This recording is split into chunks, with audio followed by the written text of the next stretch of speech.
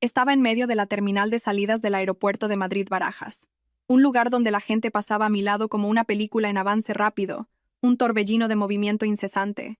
El aire gélido del sistema de climatización me erizaba la piel, pero ese frío no era nada comparado con la placa de hielo que se extendía desde mi pecho. Frente a mí se encontraba el hombre que había sido mi marido durante los últimos 5 años. Gonzalo me miraba con ojos impacientes. Su mano se aferraba con fuerza al asa de una maleta de diseño, que contenía el futuro que había elegido, un futuro sin mí. A su lado, Inés se pegaba a su cuerpo. Una de sus manos descansaba sobre su vientre, abultado bajo un caro vestido de seda, en un gesto que parecía a la vez frágil y posesivo. Sus ojos se encontraron con los míos por un instante, sin disimular en lo más mínimo el aire de suficiencia de una vencedora. No dijo nada, pero su mirada lo decía todo. ¿Lo ves, querida? Al final, tanto este hombre como el hijo que continuará su linaje son míos. El dulce aroma de su perfume se mezclaba con el aire frío, creando una fragancia nauseabunda. En mi mano sostenía una sola hoja de papel A4, delgada pero pesada como 1000 kilos, los documentos de divorcio. Gonzalo ya había rellenado toda la información, dejando únicamente un espacio en blanco para mi firma. En la sección de la división de bienes gananciales, había trazado una larga línea diagonal, tan fría y decidida como la forma en que estaba borrando mi nombre de su vida. El bolígrafo que me había entregado seguía frío en mi mano. «Firma ya», Elia dijo Gonzalo, sin ocultar su irritación. «No nos hagas perder el tiempo a todos. El avión está a punto de despegar». La forma en que pronunció mi nombre sonó extrañamente distante. Ya no era el cariño o mi amor de nuestros primeros años. Era solo Elia, el nombre de una extraña que se interponía en su camino. Hablaba del tiempo, del avión que estaba a punto de despegar, el avión que lo llevaría a él y a su amante a un nuevo mundo para recibir a su hijo. ¿Y mi tiempo? ¿Quién me compensaría por mis 5 años de juventud? Levanté la vista y lo miré profundamente a los ojos del hombre que una vez fue todo mi mundo. Busqué algo familiar, un atisbo de duda o culpa, pero solo encontré un vacío impaciente. Apenas pude abrir la boca, mi voz quebrada, casi inaudible para mí misma. ¿5 años de mi vida se reducen a esta simple hoja de papel? Mi pregunta se perdió en el murmullo del aeropuerto, pero supe que la había oído. Vi cómo se tensaba el músculo de su mandíbula, una señal de ira contenida. En ese instante mi mente retrocedió al día en que Gonzalo me trajo por primera vez a este país. No era un aeropuerto, sino una colina ventosa en las afueras de Madrid. Me puso un anillo hecho de hierba en el dedo, y con la voz temblorosa por la emoción dijo: «¿Quieres casarte conmigo, Elia? Te construiré un hogar cálido solo para ti, un lugar lleno de risas y felicidad». Llorando de alegría, asentí. Un hogar. Sí, construyó un hogar muy grande y lujoso, pero era un hogar de cristal, hermoso pero frío y frágil. Inés tosió discretamente, devolviéndome a la cruel realidad. Miró a Gonzalo con una expresión de falsa preocupación. «Cariño, me estoy empezando a sentir un poco cansada. ¿No podemos ir entrando ya?» Era una forma sutil de presionar, un ataque psicológico efectivo. Gonzalo se giró hacia ella al instante, su voz suavizándose notablemente. «Solo un poco más de paciencia, Inés. En cuanto esto termine, entraremos». El contraste en su trato hacia nosotras dos fue como una cuchilla afilada que se hundió en mi corazón. Para ella, toda su atención. Para mí, solo desprecio. Sabía que ya no tenía nada que perder. Me lo habían arrebatado todo: mi familia, mi amor, mi juventud y el sueño de tener un hijo juntos. Pero no podía dejar que se marcharan tan fácilmente. No podía permitir que él y esa mujer comenzaran una nueva vida de felicidad construida sobre mi sufrimiento. Sabía perfectamente que el origen de su dinero no era en absoluto limpio. El plan ya estaba en marcha. Era mi última apuesta, arriesgando todo lo que me quedaba. Respiré hondo, reuniendo el coraje que me quedaba. La pluma temblaba en mi mano, pero mi mirada, fija en Gonzalo, ya no era suplicante. Lo miré a él, y a la mujer que se aferraba descaradamente a su brazo, y me preparé para pronunciar el último diálogo de esta obra que yo misma había diseñado. Antes de esta fría hoja de divorcio, existía algo llamado familia. O al menos, eso era lo que yo había creído y tratado de cultivar durante los últimos 5 años. Recuerdo vívidamente el día que entré por primera vez en la casa de Gonzalo como su nuera. El imponente palacete de 3 plantas en el barrio de Salamanca era lujoso hasta el punto de resultar intimidante. Mi suegra, Eulalia, me recibió con una sonrisa sociable, pero sus ojos me escanearon de pies a cabeza, evaluándome con agudeza. «Gonzalo te quiere mucho, así que yo también te querré. Ahora que eres parte de la familia, debes cuidar bien de esta casa. Cuidar bien. Grabé esas palabras en mi mente como un mandamiento. Renuncié a mi prometedora carrera como arquitecta para convertirme en ama de casa a tiempo completo. Aprendí a cocinar los exigentes platos tradicionales castellanos que le gustaban a Eulalia y a hacer arreglos florales del estilo que a ella le encantaba presumir ante sus amigas. Y aprendí a soportar su repertorio de indirectas en cada comida. La hija del señor García ya ha tenido su primer nieto. No te imaginas lo regordete y guapo que es. ¿Hasta cuándo va a estar tan silenciosa esta casa? Cada una de sus palabras era como una pequeña aguja que se clavaba profundamente en mi corazón sin hacer sangre. Gonzalo solía restarle importancia. Mamá, por favor, estamos comiendo. Una frase débil y sin compromiso. Nunca me defendió de verdad. Nunca le dijo, mamá, no presiones a Elia. Su silencio y su evasión eran una forma de consentimiento, el abono que hacía que las críticas afiladas de mi suegra se volvieran más intensas con el paso de los días. Me consideraba un árbol estéril, una decepción para la familia. Mi cuñada, Nerea, era otro problema. Tenía mi misma edad, pero seguía dependiendo por completo de su familia. Me veía como una criada gratuita y un cajero automático andante. Cuñadita, voy a la fiesta de cumpleaños de una amiga, ¿me prestas ese vestido de diseño? Oh.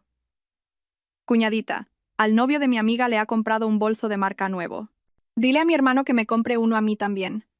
Nerea nunca me pedía permiso, asumía que era mi deber. El único que me ofrecía un pequeño atisbo de calidez en esa casa era mi suegro Ramiro. Era un profesor jubilado, un hombre callado y de carácter apacible.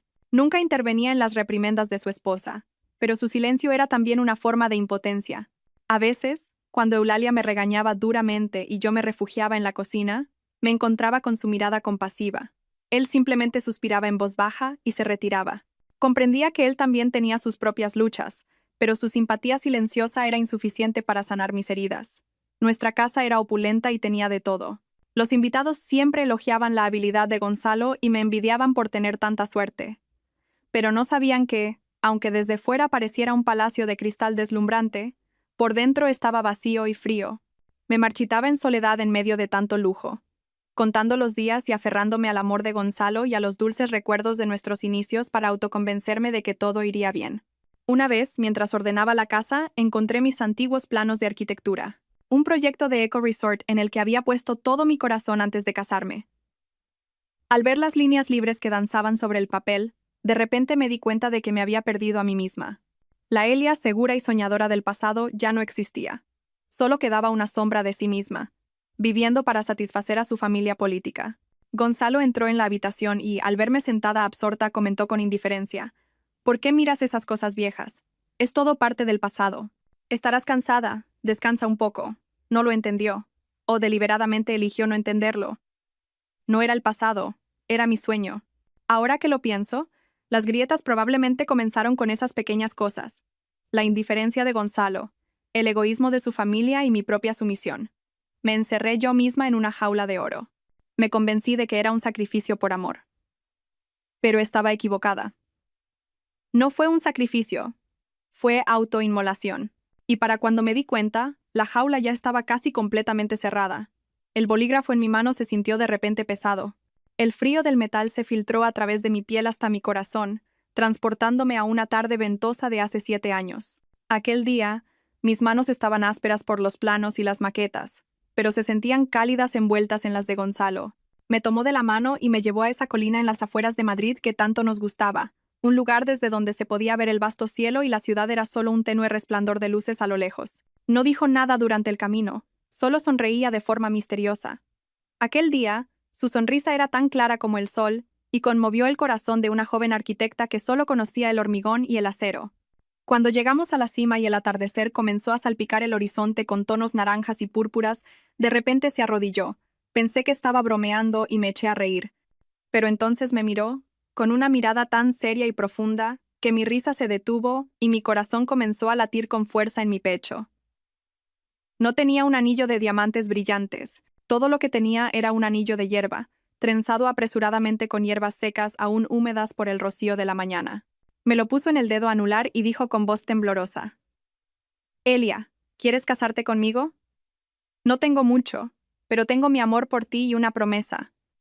Construiré un hogar para ti, un lugar donde solo sientas paz y felicidad cada vez que vuelvas. un lugar que llenaremos con nuestras risas, y más tarde, con las risas de nuestros hijos. Las lágrimas brotaron de mis ojos, las lágrimas más puras de felicidad. Asentí sin dudarlo un instante. En ese momento, su promesa valía más que cualquier diamante del mundo. Nos quedamos sentados así, apoyados el uno en el otro, hasta que cayó la noche, dibujando juntos la casa de nuestros sueños. Él dijo que quería un gran jardín para plantar mis rosas favoritas, y yo le dije que quería un estudio con un gran ventanal que diera a ese jardín, para poder encontrar consuelo allí cuando estuviera cansada y agobiada. Los primeros años de matrimonio fueron como una dulce luna de miel. El Gonzalo de entonces siempre me hacía sentir la mujer más feliz del mundo. Recordaba todos mis gustos, desde que no comía pimientos hasta que me encantaba beber té de jengibre en los días de lluvia. Una vez, cuando caí gravemente enferma, pasó 2 noches en vela, preparándome sopa y exprimiendo zumo de naranja él mismo. Y me lo daba pacientemente, cucharada a cucharada, como si estuviera calmando a un niño.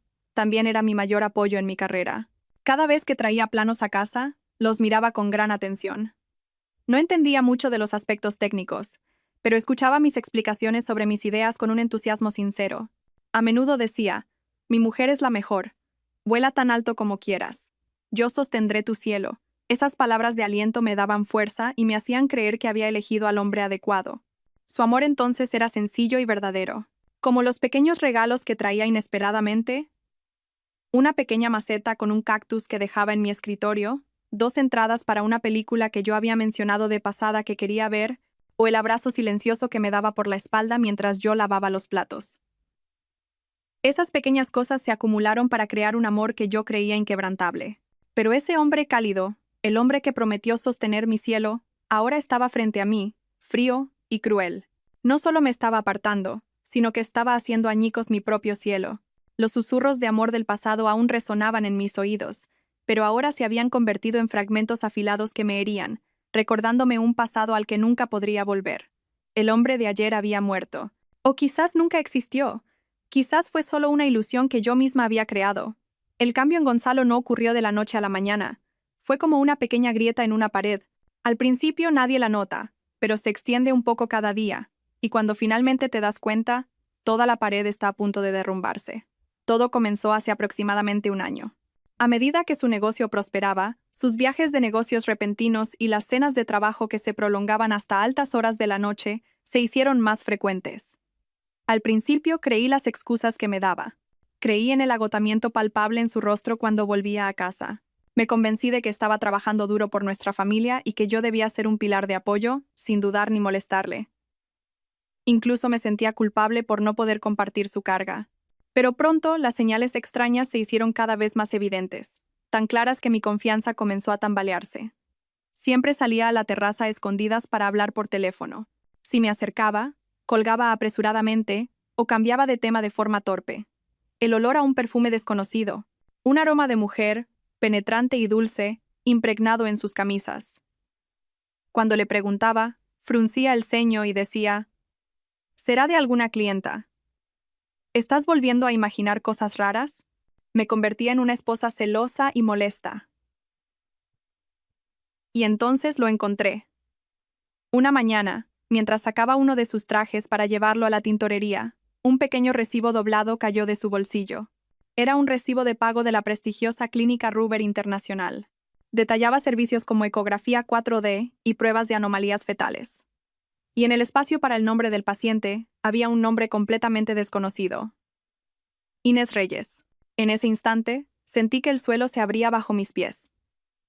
Me temblaban las manos y esa delgada hoja de papel parecía una brasa que quemaba mi corazón. Me quedé sentada en la cama durante 1 hora, inmóvil, con la mente en blanco. Traté de buscar una explicación lógica. Quizás era la esposa de un amigo o un empleado. Pero, ¿por qué guardaría él el recibo en su bolsillo? ¿Por qué en una clínica tan cara? Miles de preguntas daban vueltas en mi cabeza, pero todas apuntaban a una única respuesta que no me atrevía a afrontar. Esa noche, lo esperé. No lloré ni monté una escena. Simplemente me senté en el sofá, con el recibo sobre la mesa de cristal, y esperé. Gonzalo llegó pasadas las 11 de la noche, oliendo fuertemente a alcohol. Se sorprendió un poco al verme despierta, y cuando vio el recibo sobre la mesa, su rostro cambió por un instante. Se quedó en silencio durante unos segundos. Vi claramente el pánico cruzar sus ojos en ese breve momento. Tratando de que no me temblara la voz, Abrí la boca. ¿De quién es esto? No me miró. Mantenía la vista fija en el recibo, como si fuera una serpiente venenosa. Lo cogió, lo arrugó en su mano y lo tiró a la papelera. Luego se volvió hacia mí.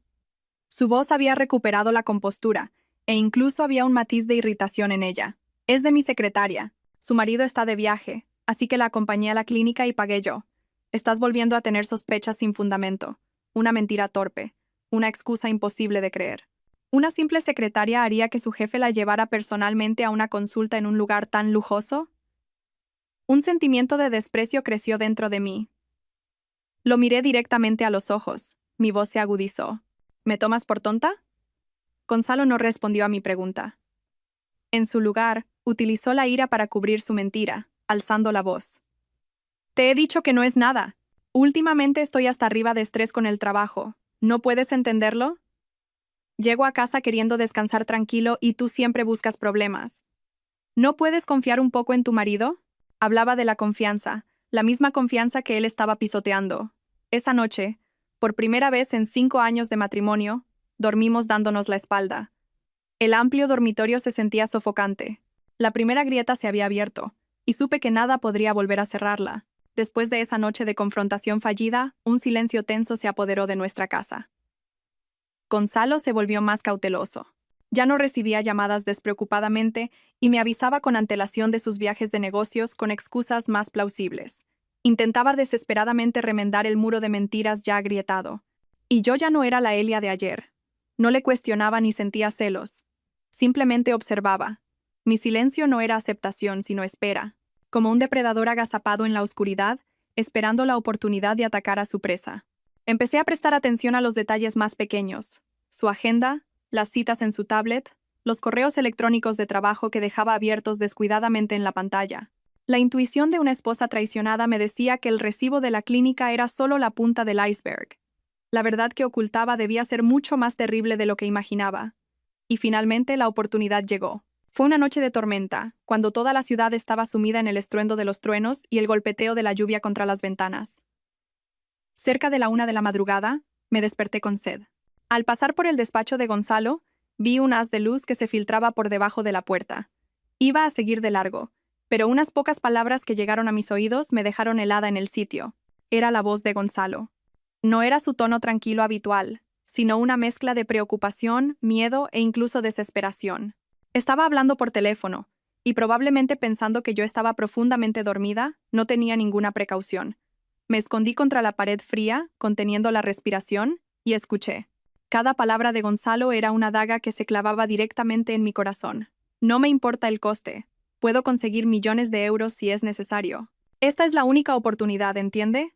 Este síndrome es tan raro que en España no hay posibilidades. El médico dice que hay que operarlo nada más nacer. De lo contrario. Gonzalo no terminó la frase, pero ese silencio fue más terrible que cualquier palabra. Continuó, casi gritando. Por favor, consígame el vuelo más rápido posible. Tengo que llevarla a ella y al bebé allí. Yo me haré cargo de todos los trámites y costes. Mi cuerpo se quedó rígido. Un zumbido llenó mis oídos. Ya no oía el rugido de la lluvia afuera. Malformación congénita. Una operación justo después de nacer como única oportunidad. Así que eso era. Este viaje a Estados Unidos no era una escapada de lujo para recibir a su hijo oculto. Era una carrera contrarreloj para salvar una vida. Una verdad tan cruel y tan irónica. En un rincón de mi mente, surgió una extraña compasión por ese niño inocente, una pequeña vida que cargaba con una tragedia antes incluso de nacer, pero esa débil compasión fue rápidamente barrida por una ola de furia y un dolor desgarrador. Él estaba dispuesto a hacer cualquier cosa, dispuesto a gastar millones, dispuesto a abandonarlo todo para salvar al hijo que había tenido con otra mujer. ¿Y yo? ¿Y nuestro sueño de tener un hijo? Cuán despiadado había sido cuando me dijo, parece que todavía no es nuestro momento. Si esperamos pacientemente, ¿llegará? Mientras tanto, estaba poniendo toda su energía en otro niño. Me retiré en silencio y volví al dormitorio antes de que Gonzalo terminara la llamada. En la oscuridad, me senté en el borde de la cama. La verdad, ahora fea y horrible, se había revelado por completo. Gonzalo no solo me había traicionado, sino que había utilizado mi sacrificio y mi espera como trampolín para sus propios planes. Yo no era más que una pieza de ajedrez, un obstáculo que debía ser eliminado para que él pudiera desempeñar su papel de gran padre a la perfección. El dolor dentro de mí se transformó de meros celos a un profundo desprecio. Podría ser un buen padre para ese niño, pero para mí era un ser humano imperdonable. Los días siguientes viví como una sombra. El dolor y la verdad atroz parecían haber absorbido casi toda mi energía vital. Algunas noches, sentada sola en la oscuridad mirando por la ventana, pensamientos absurdos comenzaron a invadir mi mente. Pensé en acabar con todo, en no soportar más este sufrimiento. Pero la imagen de mi anciana madre en el pueblo, la imagen de la Elia del pasado, fuerte y llena de sueños, me devolvió a la realidad. No podía morir así, sin sentido. Tenía que vivir. Vivir por mí misma, para recuperar la justicia. Sabía que no podía luchar sola. Gonzalo no era tonto, y la fuerza detrás de esos millones de euros ciertamente no era ordinaria. Necesitaba un aliado, alguien en quien pudiera confiar absolutamente. Solo un nombre vino a mi mente: Simón. Simón había sido mi mejor amigo desde la universidad, un genio en tecnología de la información y ciberseguridad. Más importante aún, era la persona que mejor me conocía antes de que me enterrara en este matrimonio. Después de dudarlo varias veces, finalmente llamé a Simón. Al otro lado de la línea, escuché su voz familiar. «¿Elia? ¿Qué pasa? ¿Cuánto tiempo? ¿Ha ocurrido algo?» Su voz era tan cálida y sincera como siempre. Al oírla, el muro que había construido con tanto esfuerzo se derrumbó en un instante. No pude contener las lágrimas y mi voz se quebró. «Simón, tengo que hablar contigo. ¿Podemos vernos?» Simón debió de percibir la angustia en mi voz. No preguntó más y dijo con firmeza: «Claro. ¿Dónde estás? Elige un lugar donde te sientas segura. Estaré allí en media hora». Su confianza incondicional me dio un pequeño consuelo. Quedamos en un pequeño café, librería situado en un callejón tranquilo, donde no había riesgo de encontrarnos con conocidos. Cuando Simón llegó, no pudo ocultar su preocupación al ver mi aspecto demacrado. Acercó una silla frente a mí y preguntó con suavidad: «¿Qué pasa, Elia? Tienes muy mala cara». Respiré hondo y empecé a hablar. Le conté todo, desde las primeras sospechas hasta el recibo de la clínica y la fatídica llamada telefónica que había escuchado. Con la voz entrecortada, desahogué toda la frustración y el dolor que había reprimido. Simón escuchó en silencio, sin interrumpirme. Su expresión pasó de la sorpresa a la ira y finalmente a la compasión. Cuando terminé mi historia, se quedó callado durante un rato. Sus manos estaban apretadas en puños. Dijo en voz baja: «Nunca imaginé que ese cabrón fuera así. Elia, ¿qué vas a hacer ahora? ¿Vas a divorciarte en silencio y dejarlo ir? ¿Coger una pensión compensatoria y empezar de nuevo?» Negué con la cabeza, secándome rápidamente las lágrimas. Y miré a Simón directamente a los ojos. Mi voz se había vuelto mucho más firme. «No, Simón. Si fuera solo una infidelidad, quizás lo habría hecho. Pero él no solo se ha llevado mi amor, sino también mis sueños, 5 años de mi juventud y todo el dinero que habíamos ahorrado para nuestro futuro. Está intentando construir su felicidad sobre mis ruinas con dinero sucio. No voy a permitir que él y esa mujer se marchen tan tranquilamente». Simón me miró. En sus ojos vi sorpresa, pero también respeto. Vio que la Elia fuerte del pasado había vuelto. Asintió con firmeza. «Entendido. ¿Qué necesitas que haga?» Exhalé un suspiro de alivio. Sabía que no me había equivocado de persona. «Quiero saber de dónde salieron esos millones de euros». Simón esbozó una sonrisa aguda y confiada. Respondió: «De acuerdo. Vamos a ver qué ha estado haciendo tu ilustre marido a tus espaldas. En este juego, no estás sola». Desde el día que me reuní con Simón, viví entre la esperanza y la ansiedad. Cada día tenía que representar una actuación perfecta frente a Gonzalo y su familia. Seguía siendo la esposa amable, la nuera que conocía su lugar. Pero detrás de esa fachada serena, mi corazón esperaba ansiosamente noticias de Simón. Cada vez que sonaba el teléfono, sentía que se me paraba el corazón. Temía que la verdad fuera más cruel de lo que imaginaba. Y al mismo tiempo, anhelaba tener en mis manos el arma afilada que pondría fin a todo. Gonzalo era un actor excepcional. Fingía prestarme más atención. A veces me traía un ramo de flores o me preguntaba si quería ir a algún sitio a despejarme. Pero yo sabía que todo era una farsa para calmar mis sospechas y preparar su gran huida con tranquilidad. Acepté todo con una leve sonrisa, sin saber yo misma cuánto desprecio contenía esa sonrisa. Y entonces llegó el día fatídico.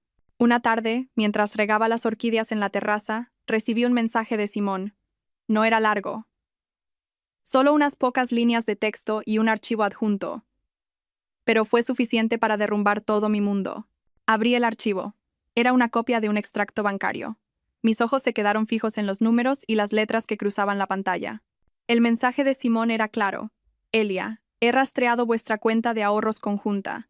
Más de 150.000 euros fueron retirados de una sola vez hace 3 semanas. El dinero pasó por varias cuentas fantasma y finalmente acabó en una única cuenta a nombre de Inés Reyes. 150.000 euros. Esa cifra bailó ante mis ojos, se volvió borrosa y luego nítida de nuevo. Era mi sudor y mis lágrimas, los años que había ahorrado con esmero, los viajes que habíamos pospuesto, los vestidos nuevos que no me había comprado y mi última esperanza para el tratamiento de fecundación in vitro que el médico había recomendado. El móvil se me resbaló de las manos y golpeó el suelo de baldosas con un sonido seco. Pero yo ya no oía nada. Estaba sorda, y mi pecho dolía como si miles de agujas lo estuvieran atravesando al mismo tiempo. Era esto. La gota que colmó el vaso. No solo me había sido infiel y había tenido un hijo con otra mujer. Me había arrebatado cruelmente mi sueño de ser madre. El único sueño sagrado al que me había aferrado durante tanto tiempo.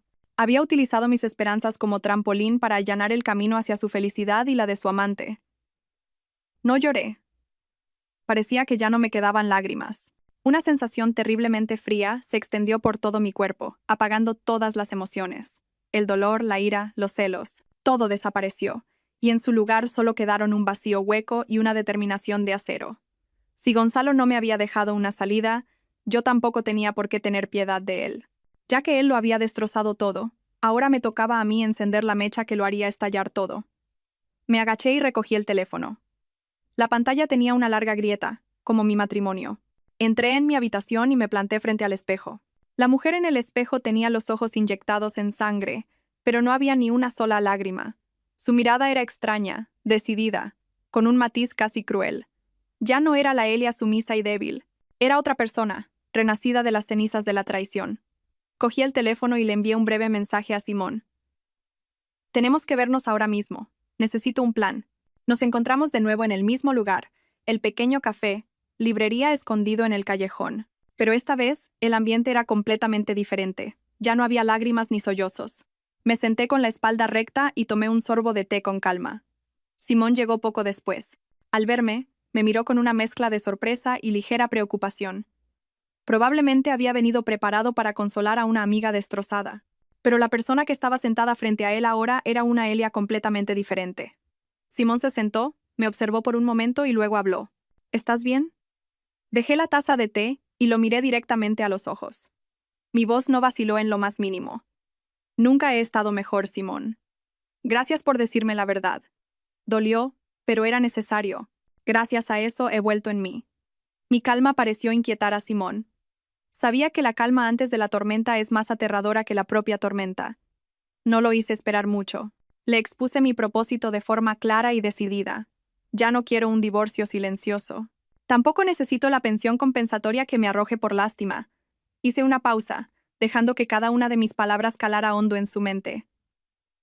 Quiero que pague por todo lo que ha hecho, por lo que más se enorgullece, su carrera, su reputación y hasta su libertad. Al oír mis palabras, Simón se quedó sin habla por un momento. Entrelazó las manos sobre la mesa. Su mirada se volvió más seria que nunca. Dijo con voz baja y clara. Elia, ¿eres consciente de lo que estamos a punto de hacer? Por lo que he investigado, el flujo de dinero de Gonzalo es muy complejo. No es solo un empresario de éxito. Es muy probable que sea un eslabón importante en una red de blanqueo de capitales muy sofisticada. Esto ya no es un simple asunto familiar. Es algo muy peligroso. Asentí como si ya lo hubiera previsto todo. Lo sé a quién me enfrento. Pero cuando ya no tienes nada que perder, tampoco tienes nada que temer, ¿verdad, Simón? La determinación férrea en mis ojos finalmente lo convenció. Simón suspiró profundamente y luego asintió, aceptando. En este juego, estaría conmigo hasta el final. Comenzó a analizar. Para derribar a Gonzalo y a la organización que lo respalda, necesitamos pruebas irrefutables. No solo transferencias de cuentas camufladas, sino los libros de contabilidad originales, archivos de datos que detallen sus transacciones. Algo así, Gonzalo debe guardarlo en un lugar muy seguro. Empecé a rebuscar en mis recuerdos, repasando cada rincón de la casa, cada hábito de Gonzalo. Era una persona extremadamente cautelosa y desconfiada. Nunca dejaría documentos importantes en la oficina. De repente, algo me vino a la mente. En el despacho de Gonzalo había una gran caja fuerte camuflada detrás de un cuadro. Siempre decía que guardaba allí documentos importantes de la empresa y nunca me permitía acercarme. Le hablé a Simón sobre la caja fuerte.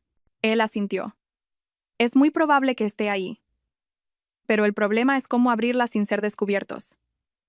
Una idea cruzó mi mente. Gonzalo tenía la costumbre de guardar todas sus contraseñas importantes en un archivo de notas cifrado dentro de su ordenador portátil personal. El mismo portátil que siempre llevaba consigo. Confiaba demasiado en sus propias habilidades de seguridad.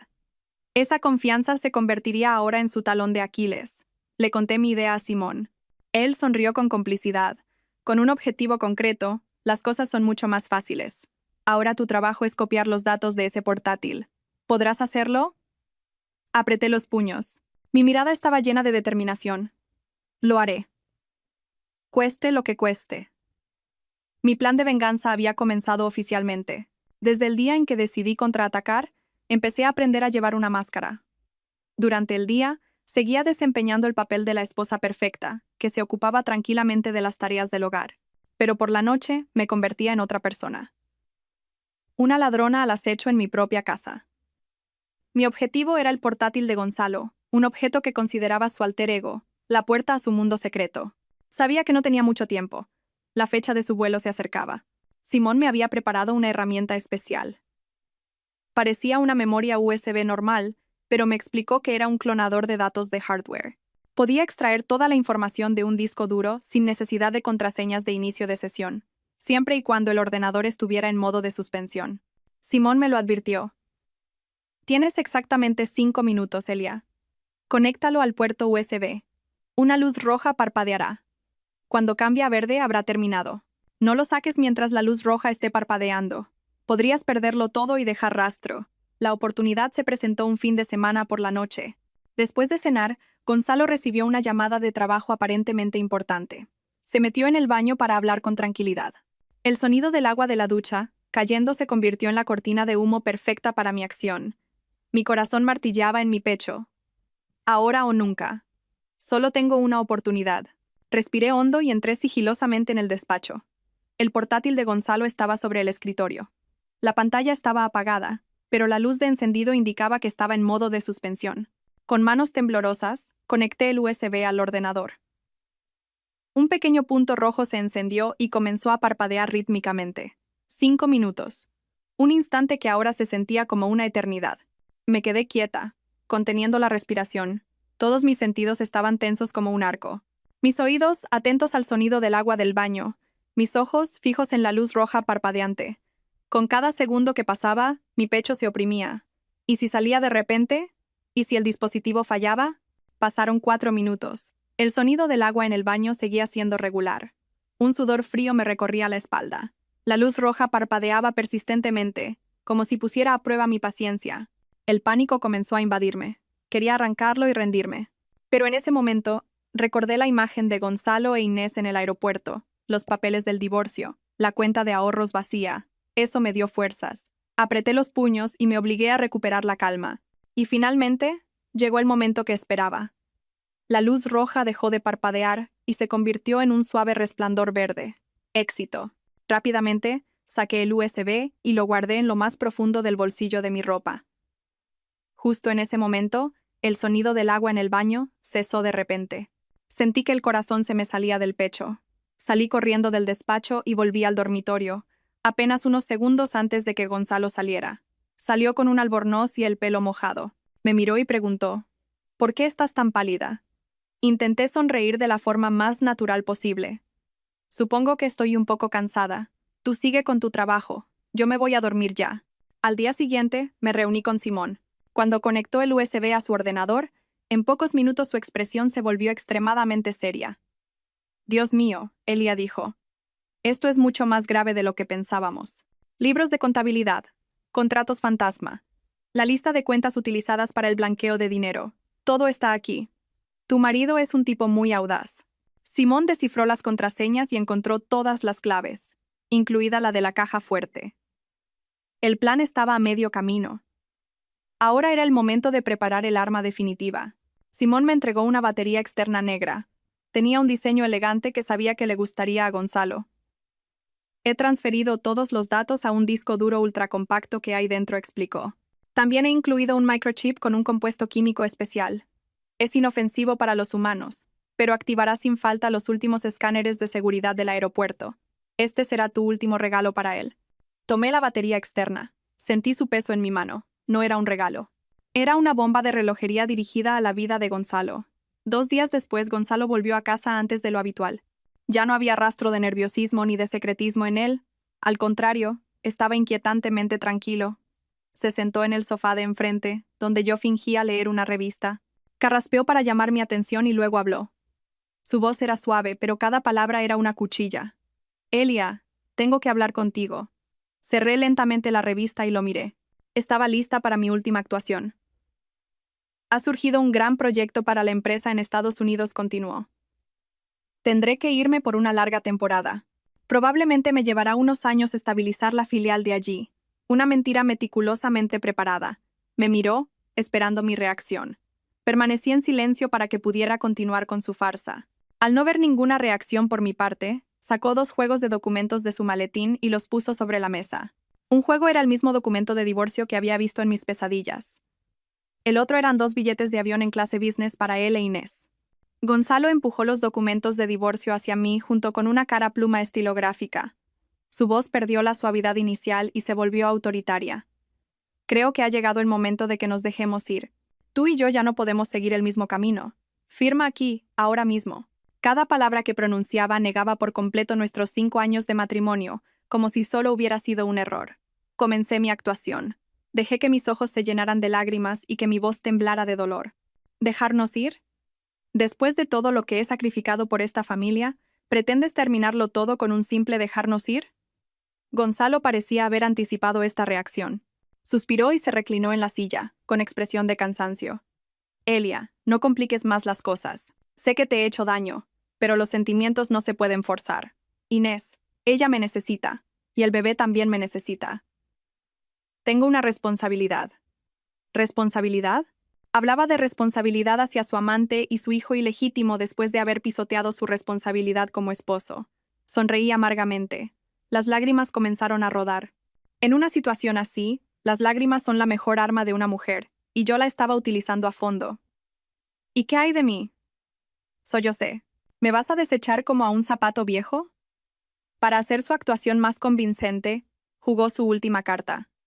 Sacó una libreta de ahorros y la deslizó hacia mí.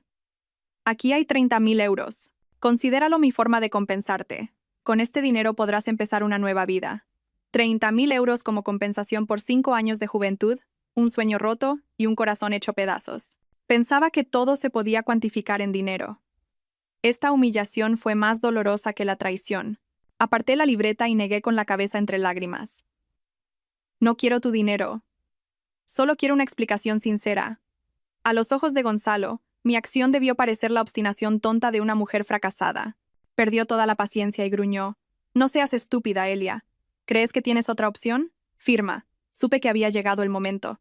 Lo miré con ojos desolados y, sollozando, dije, de acuerdo, firmaré. Pero no aquí. Iré mañana al aeropuerto a despedirte. Quiero ver tu cara por última vez. Y firmaré delante de ti. Considéralo nuestro último adiós.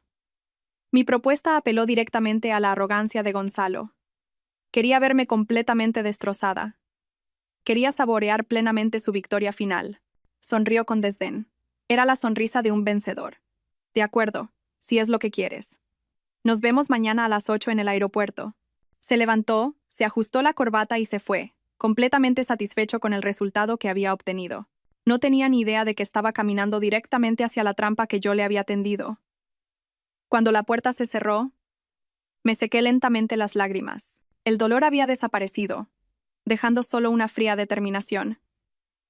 Llegué al aeropuerto a las 7:30 de la mañana, media hora antes de la hora acordada. Elegí a propósito un vestido de un gris pálido y sin vida, y no me maquillé para que las ojeras bajo mis ojos fueran visibles. Quería parecer una mujer completamente agotada, la víctima patética de la tragedia que yo misma estaba dirigiendo. A lo lejos, vi a Gonzalo e Inés. Destacaban entre la multitud. Gonzalo con su traje de marca, Inés con un elegante vestido premamá. Parecían una pareja de éxito y feliz, preparándose para un futuro prometedor. Respiré hondo y, con la expresión más desolada posible, caminé lentamente hacia ellos. Al verme, la impaciencia se reflejó en el rostro de Gonzalo. No perdió ni un segundo. ¿Has venido? Aquí están el bolígrafo y los papeles. Firma rápido y acabemos con esto. No montes un espectáculo. La forma en que dijo un espectáculo fue otra puñalada en mi corazón, como si yo fuera una extraña en mi propia tragedia. No miré los papeles y levanté la vista hacia Gonzalo. Mi voz temblaba, al borde del llanto. Gonzalo, por favor, ¿puedes pensártelo una vez más? Te lo pido por última vez. Por nuestros años juntos. Antes de que pudiera terminar la frase, mi hipocresía pareció desatar la furia de un hombre presionado por el tiempo. Gonzalo gritó, sin ocultar ya su crueldad. «Basta ya. Deja de actuar». Y un sonido seco y brutal resonó en el aire. Una de mis mejillas ardió. La bofetada de Gonzalo fue tan fuerte que me tambaleé y caí al suelo frío. Todo a mi alrededor pareció detenerse. Algunos curiosos se pararon y se oyeron murmullos. Me dolía. La mejilla me ardía, pero ese dolor físico no era nada comparado con la euforia silenciosa que florecía en mi interior. El primer paso crucial del plan había sido un éxito. Bajo las miradas curiosas y compasivas, levanté ligeramente la cabeza, y al otro lado vi a una joven con el móvil en la mano. La lente apuntaba directamente hacia mí. El pequeño punto rojo en su pantalla indicaba que todo estaba siendo grabado. Nuestras miradas se cruzaron por un instante. Una silenciosa complicidad femenina, como si estuviera planeado, me hizo un leve gesto de asentimiento. Gonzalo, momentáneamente desconcertado por su propia acción, me agarró del brazo para levantarme. Su voz era un susurro amenazante. «Levántate ahora mismo. ¿Vas a montar un escándalo aquí?» Inés, a su lado, también parecía nerviosa y no paraba de decir, «Cariño, la gente está mirando». A Gonzalo no le importó y volvió a poner el bolígrafo y los papeles en mi mano. Firma. Esta vez ya no estaba actuando. Lágrimas reales comenzaron a rodar por mis mejillas. Lágrimas de humillación, pero también de alivio por la carga que pronto iba a soltar. Sollocé y asentí. Y mi mirada se dirigió a su carrito de equipaje cercano. Señalé una maleta vieja y desgastada, que contrastaba notablemente con las otras maletas de diseño relucientes. Con voz entrecortada dije, «Firmaré. Solo te pido una última cosa. Déjame quedarme con esa maleta vieja. Es el único recuerdo que nos queda. Es la que usamos en nuestra luna de miel». En esta situación, mi petición sonaba increíblemente patética y lastimera. Como el último ruego de una esposa abandonada que se aferra a una reliquia sin valor, Gonzalo me miró a mí y a la maleta vieja. Sus ojos estaban llenos de desprecio e impaciencia. Solo quería terminar esta escena sórdida lo antes posible. «Está bien. Haz lo que quieras. ¿Qué valor puede tener una maleta vieja y rota? Firma de una vez». Con manos temblorosas puse los papeles sobre una silla cercana y firmé mi nombre en la sección correspondiente. Una lágrima cayó, emborronando el último trazo.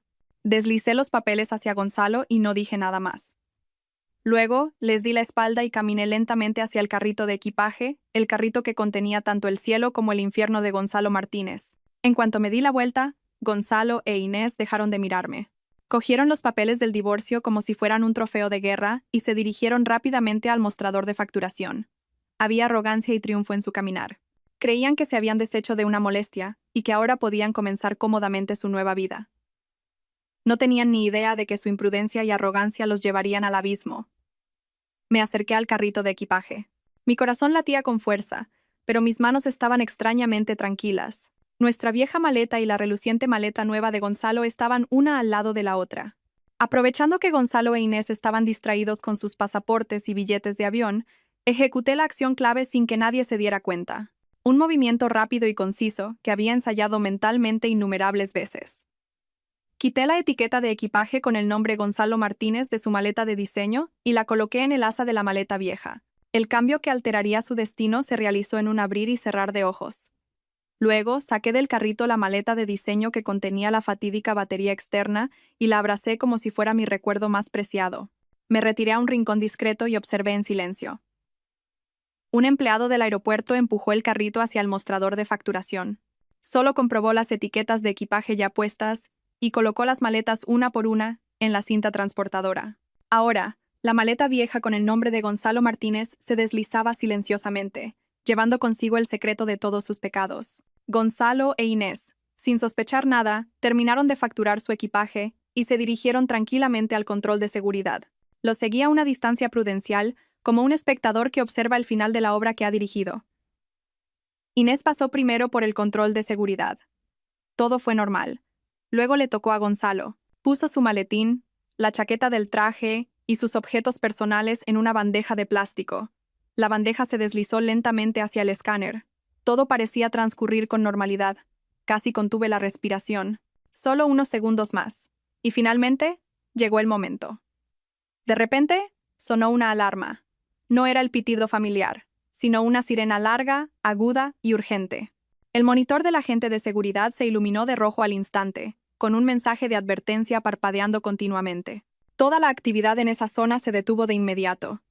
2 agentes de seguridad de Paisano aparecieron rápidamente, con una actitud extremadamente seria.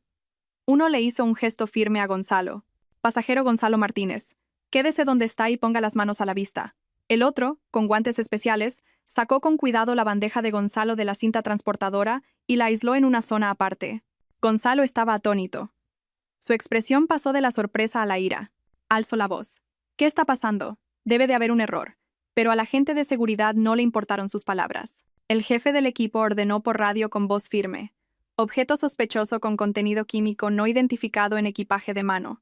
Solicito apoyo del equipo de materiales peligrosos. Gonzalo se quedó completamente helado, e Inés, a su lado, se puso pálida como un fantasma. «Cariño, ¿qué pasa?», tartamudeó. Gonzalo no pudo responder. Solo miraba fijamente a los agentes que rodeaban su maletín. El jefe del equipo abrió con cuidado la bolsa y lo primero que sacó fue la batería externa negra. La levantó, mirándola con sospecha, como si no fuera un accesorio tecnológico, sino una bomba a punto de estallar. La puerta de la sala de seguridad especial se cerró herméticamente, aislando a Gonzalo Martínez del mundo exterior y de su última pizca de libertad. El aire en el interior era frío y denso por la tensión. Gonzalo, recuperado del shock inicial, intentó recuperar su confianza habitual. Se cruzó de brazos, mirando al equipo de seguridad con aire desafiante y un tono todavía arrogante. ¿Tanto alboroto por una simple batería externa? ¿Saben quién soy? Se van a arrepentir de esto.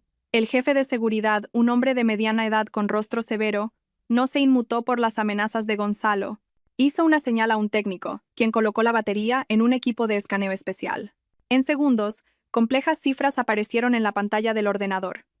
El técnico informó con voz clara. «Jefe, no es un explosivo, pero contiene un dispositivo de almacenamiento electrónico ilegal.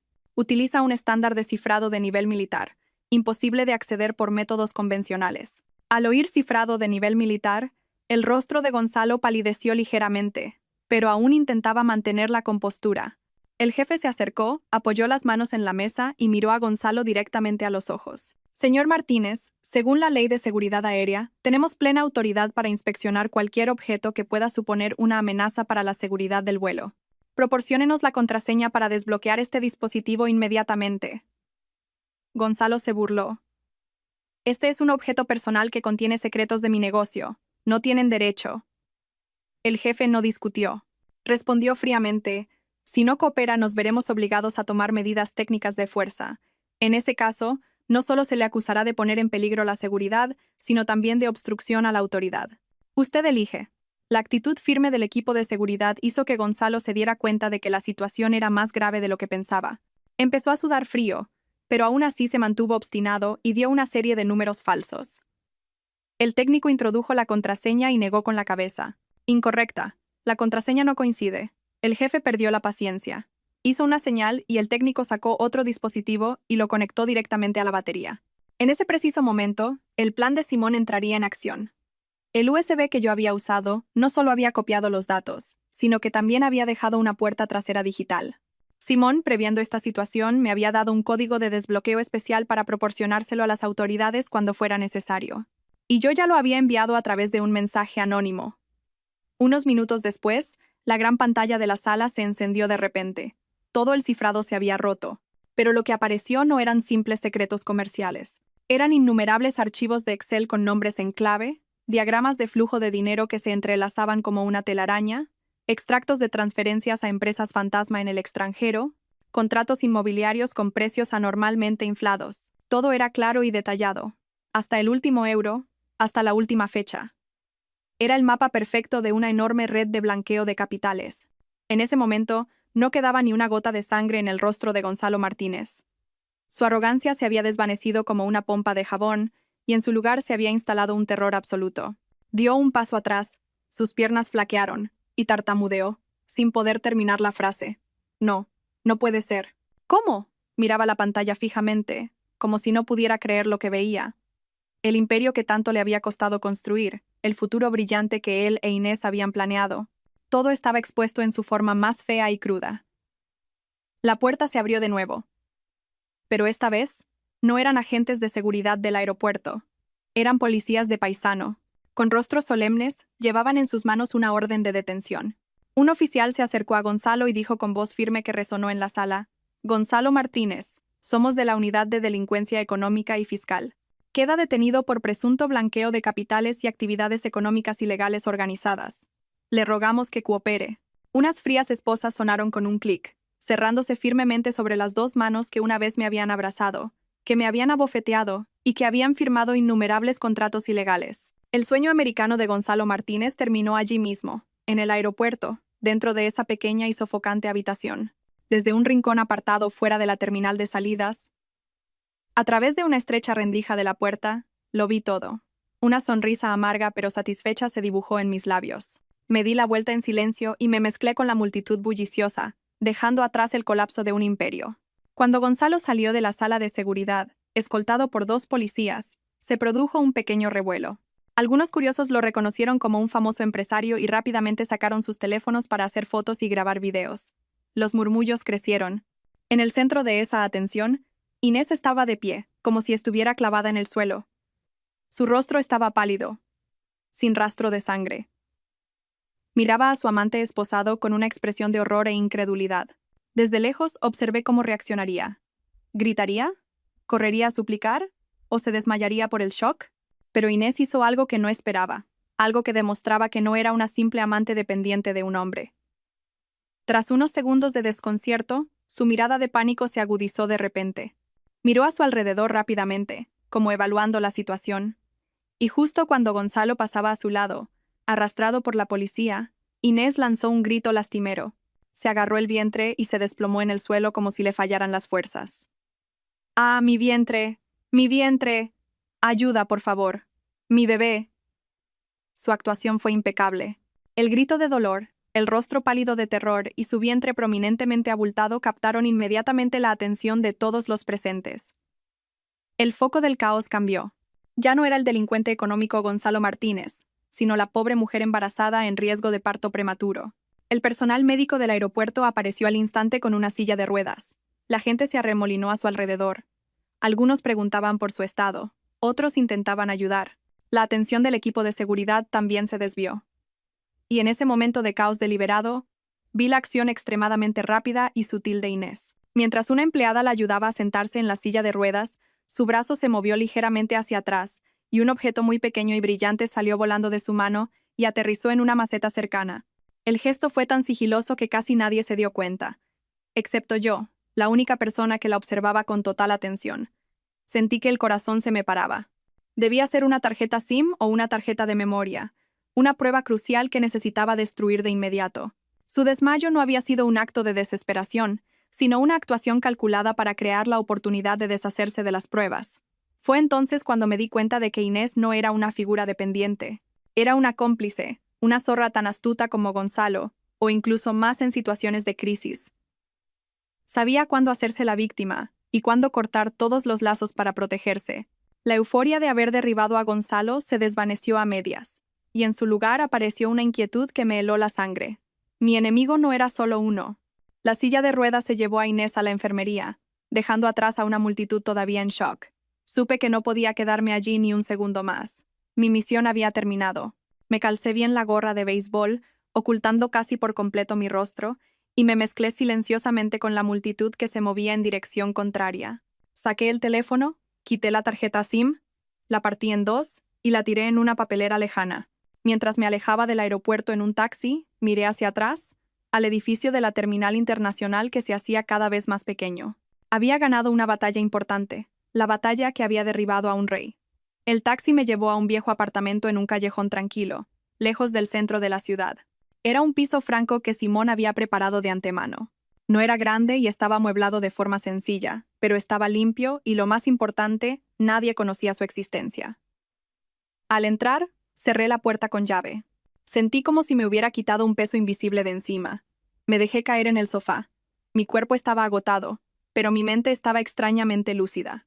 Todo lo que había sucedido en el aeropuerto se repetía en mi cabeza como una película a cámara lenta. Lo primero que hice fue encender el portátil nuevo que Simón había dejado en el escritorio. No revisé redes sociales ni correos personales. Solo accedí a los principales portales de noticias. Y como era de esperar, la tormenta ya se había desatado.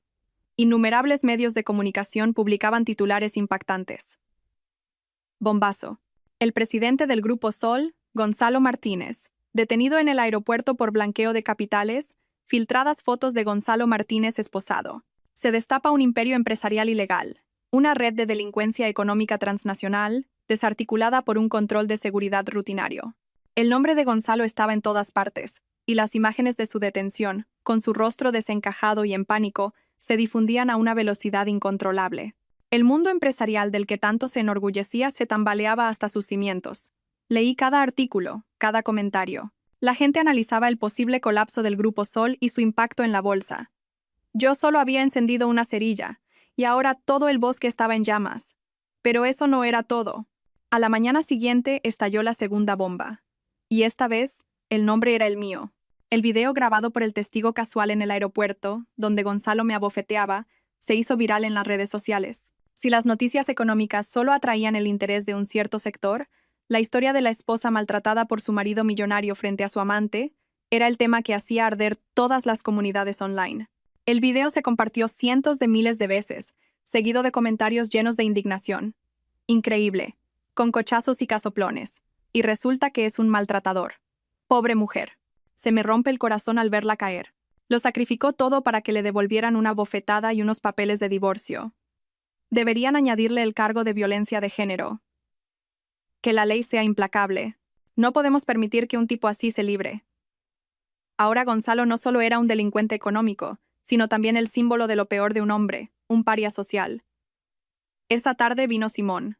Trajo comida y algo de ropa para mí. Al verme, suspiró aliviado. Me alegro de que estés bien. Has desatado una tormenta increíble, Elia. El mundo de las finanzas está patas arriba, y las amas de casa te ven como un icono de la resistencia. Sonreí levemente. Solo hice lo que tenía que hacer. Él ha recibido lo que se merecía. Mi voz era tranquila, pero Simón notó que mis manos temblaban ligeramente. Dejó las bolsas y dijo con seriedad: Elia, a partir de ahora tienes que tener mucho cuidado. Corta todo contacto con tus antiguos conocidos y no salgas si no es necesario. Esta tormenta pasará, pero los que estaban detrás de Gonzalo no son tan simples. No se quedarán de brazos cruzados. Lo que tienes que hacer ahora es protegerte. Deja que la ley se encargue del resto. Asentí. Entendía las palabras de Simón. Cuando decidí empezar esta lucha, ya sabía que no sería fácil. Miré por la ventana. La ciudad se iluminaba. El mundo exterior bullía con mi historia, pero yo estaba completamente aislada en una habitación desconocida. Los días en el piso franco transcurrían lentos y pesados. Apenas salía por la puerta. Cocinaba, leía libros y veía películas antiguas, forzándome a mantener la mente ocupada para no pensar en vano. Pero el silencio del espacio que me rodeaba aumentaba mi ansiedad. Un ruido extraño en el pasillo, el frenazo de un coche en la calle, incluso el timbre del teléfono del vecino, me hacían sobresaltar. Era como si unos ojos invisibles me vigilaran constantemente. Sabía que estaba demasiado nerviosa, pero mi intuición rara vez se equivocaba. Y entonces, sucedió lo que más temía. No fue una llamada de amenaza ni un hombre de aspecto rudo en mi puerta, sino algo mucho más sutil y aterrador. Esa tarde, sonó el timbre. Miré por la mirilla y vi a un repartidor de pizza. Yo no había pedido pizza. Con la cadena de seguridad puesta, abrí ligeramente la puerta y grité: Perdone, creo que se ha equivocado de dirección. Yo no he pedido nada. El repartidor miró su albarán y luego volvió a comprobar el número de mi puerta. Parecía un poco desconcertado. Se rascó la cabeza y dijo: Qué raro. La dirección y el número de piso están bien. La persona que hizo el pedido dijo que era para la señorita Elia, y hasta dejó una nota específica, con poco queso. Sentí que el corazón se me paraba. Elia, con poco queso. No solo conocían mi nombre y esta dirección secreta, sino también mis hábitos alimenticios. un hábito que solo conocían las personas más cercanas a Gonzalo. El repartidor, al ver mi rostro pálido, se apresuró a agitar la mano. Bueno, supongo que alguien se equivocó de verdad. Lo siento. Se dio la vuelta y se fue. Pero sus palabras indiferentes siguieron resonando en mis oídos. No fue un error. Fue una advertencia. Sabemos dónde estás. Cerré la puerta de un portazo y eché el cerrojo varias veces. Todo mi cuerpo temblaba. Llamé rápidamente a Simón a través de la aplicación de seguridad que había instalado. Le expliqué toda la situación. Al otro lado de la línea, Simón guardó silencio por un momento, y luego oí cómo soltaba una maldición. Joder. Se han movido más rápido de lo que pensaba. Te están advirtiendo, Elia. No le abras la puerta a ningún extraño, bajo ninguna circunstancia. Pero las amenazas no terminaron ahí. A la mañana siguiente, cuando abrí la puerta con cuidado para sacar la basura, encontré una pequeña caja pulcramente colocada en el umbral, sin remitente ni destinatario. Mi corazón latía desbocado. Con unas pinzas traje la caja adentro, como si fuera una bomba. La puse en el fregadero y la abrí con un cuchillo desde lejos. Dentro no había nada peligroso ni aterrador. Solo una rosa roja que empezaba a marchitarse. Una rosa marchita. Mis recuerdos volaron de repente al pasado. Antes, en cada aniversario, Gonzalo me regalaba un ramo de rosas rojas frescas. Esto era claramente otro mensaje, un mensaje más personal y mordaz. No solo sabemos dónde estás, sino que también conocemos tu pasado, y podemos hacer que tus recuerdos más hermosos se marchiten como esta flor. El verdadero terror comenzó a apoderarse de mí. Le hice una foto a la rosa y se la envié a Simón. Esta vez, él tampoco pudo mantener la calma. Me dijo de inmediato: Elia, la situación se ha vuelto grave. Las pruebas que entregaste a la policía fueron suficientes para atrapar a Gonzalo, pero puede que no sean suficientes para desmantelar toda la organización. ¿Creen que todavía tienes algo más? Y están tanteando tu reacción. Me dejé caer al suelo, mirando fijamente la rosa marchita. La satisfacción de la venganza había desaparecido por completo. Ahora solo sentía el peso del peligro sobre mis hombros.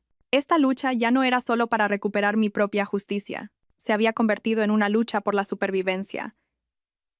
Y mis enemigos eran invisibles, crueles, y me conocían demasiado bien. Durante varios días, viví en un estado de terror extremo. La rosa marchita me atormentaba incluso en sueños, como una maldición.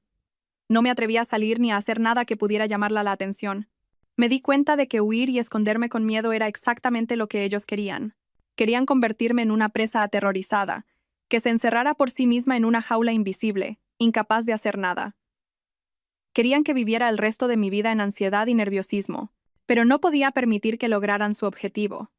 Tras una noche en vela, mientras veía los primeros rayos de sol filtrarse por la ventana, una decisión audaz se formó en mi mente. No huiría más. La única forma de superar el miedo es enfrentándolo. La única forma de que dejen de verme como una presa fácil es demostrarles que no soy débil en absoluto. Tenía que reconstruir mi vida sobre las cenizas que Gonzalo había dejado. Contacté a Simón. Esta vez, no le hablé de mi miedo, sino de mi plan. Simón, no puedo seguir viviendo así. Tengo que empezar de nuevo. Necesito una abogada competente. Alguien que me ayude en la batalla legal que se avecina.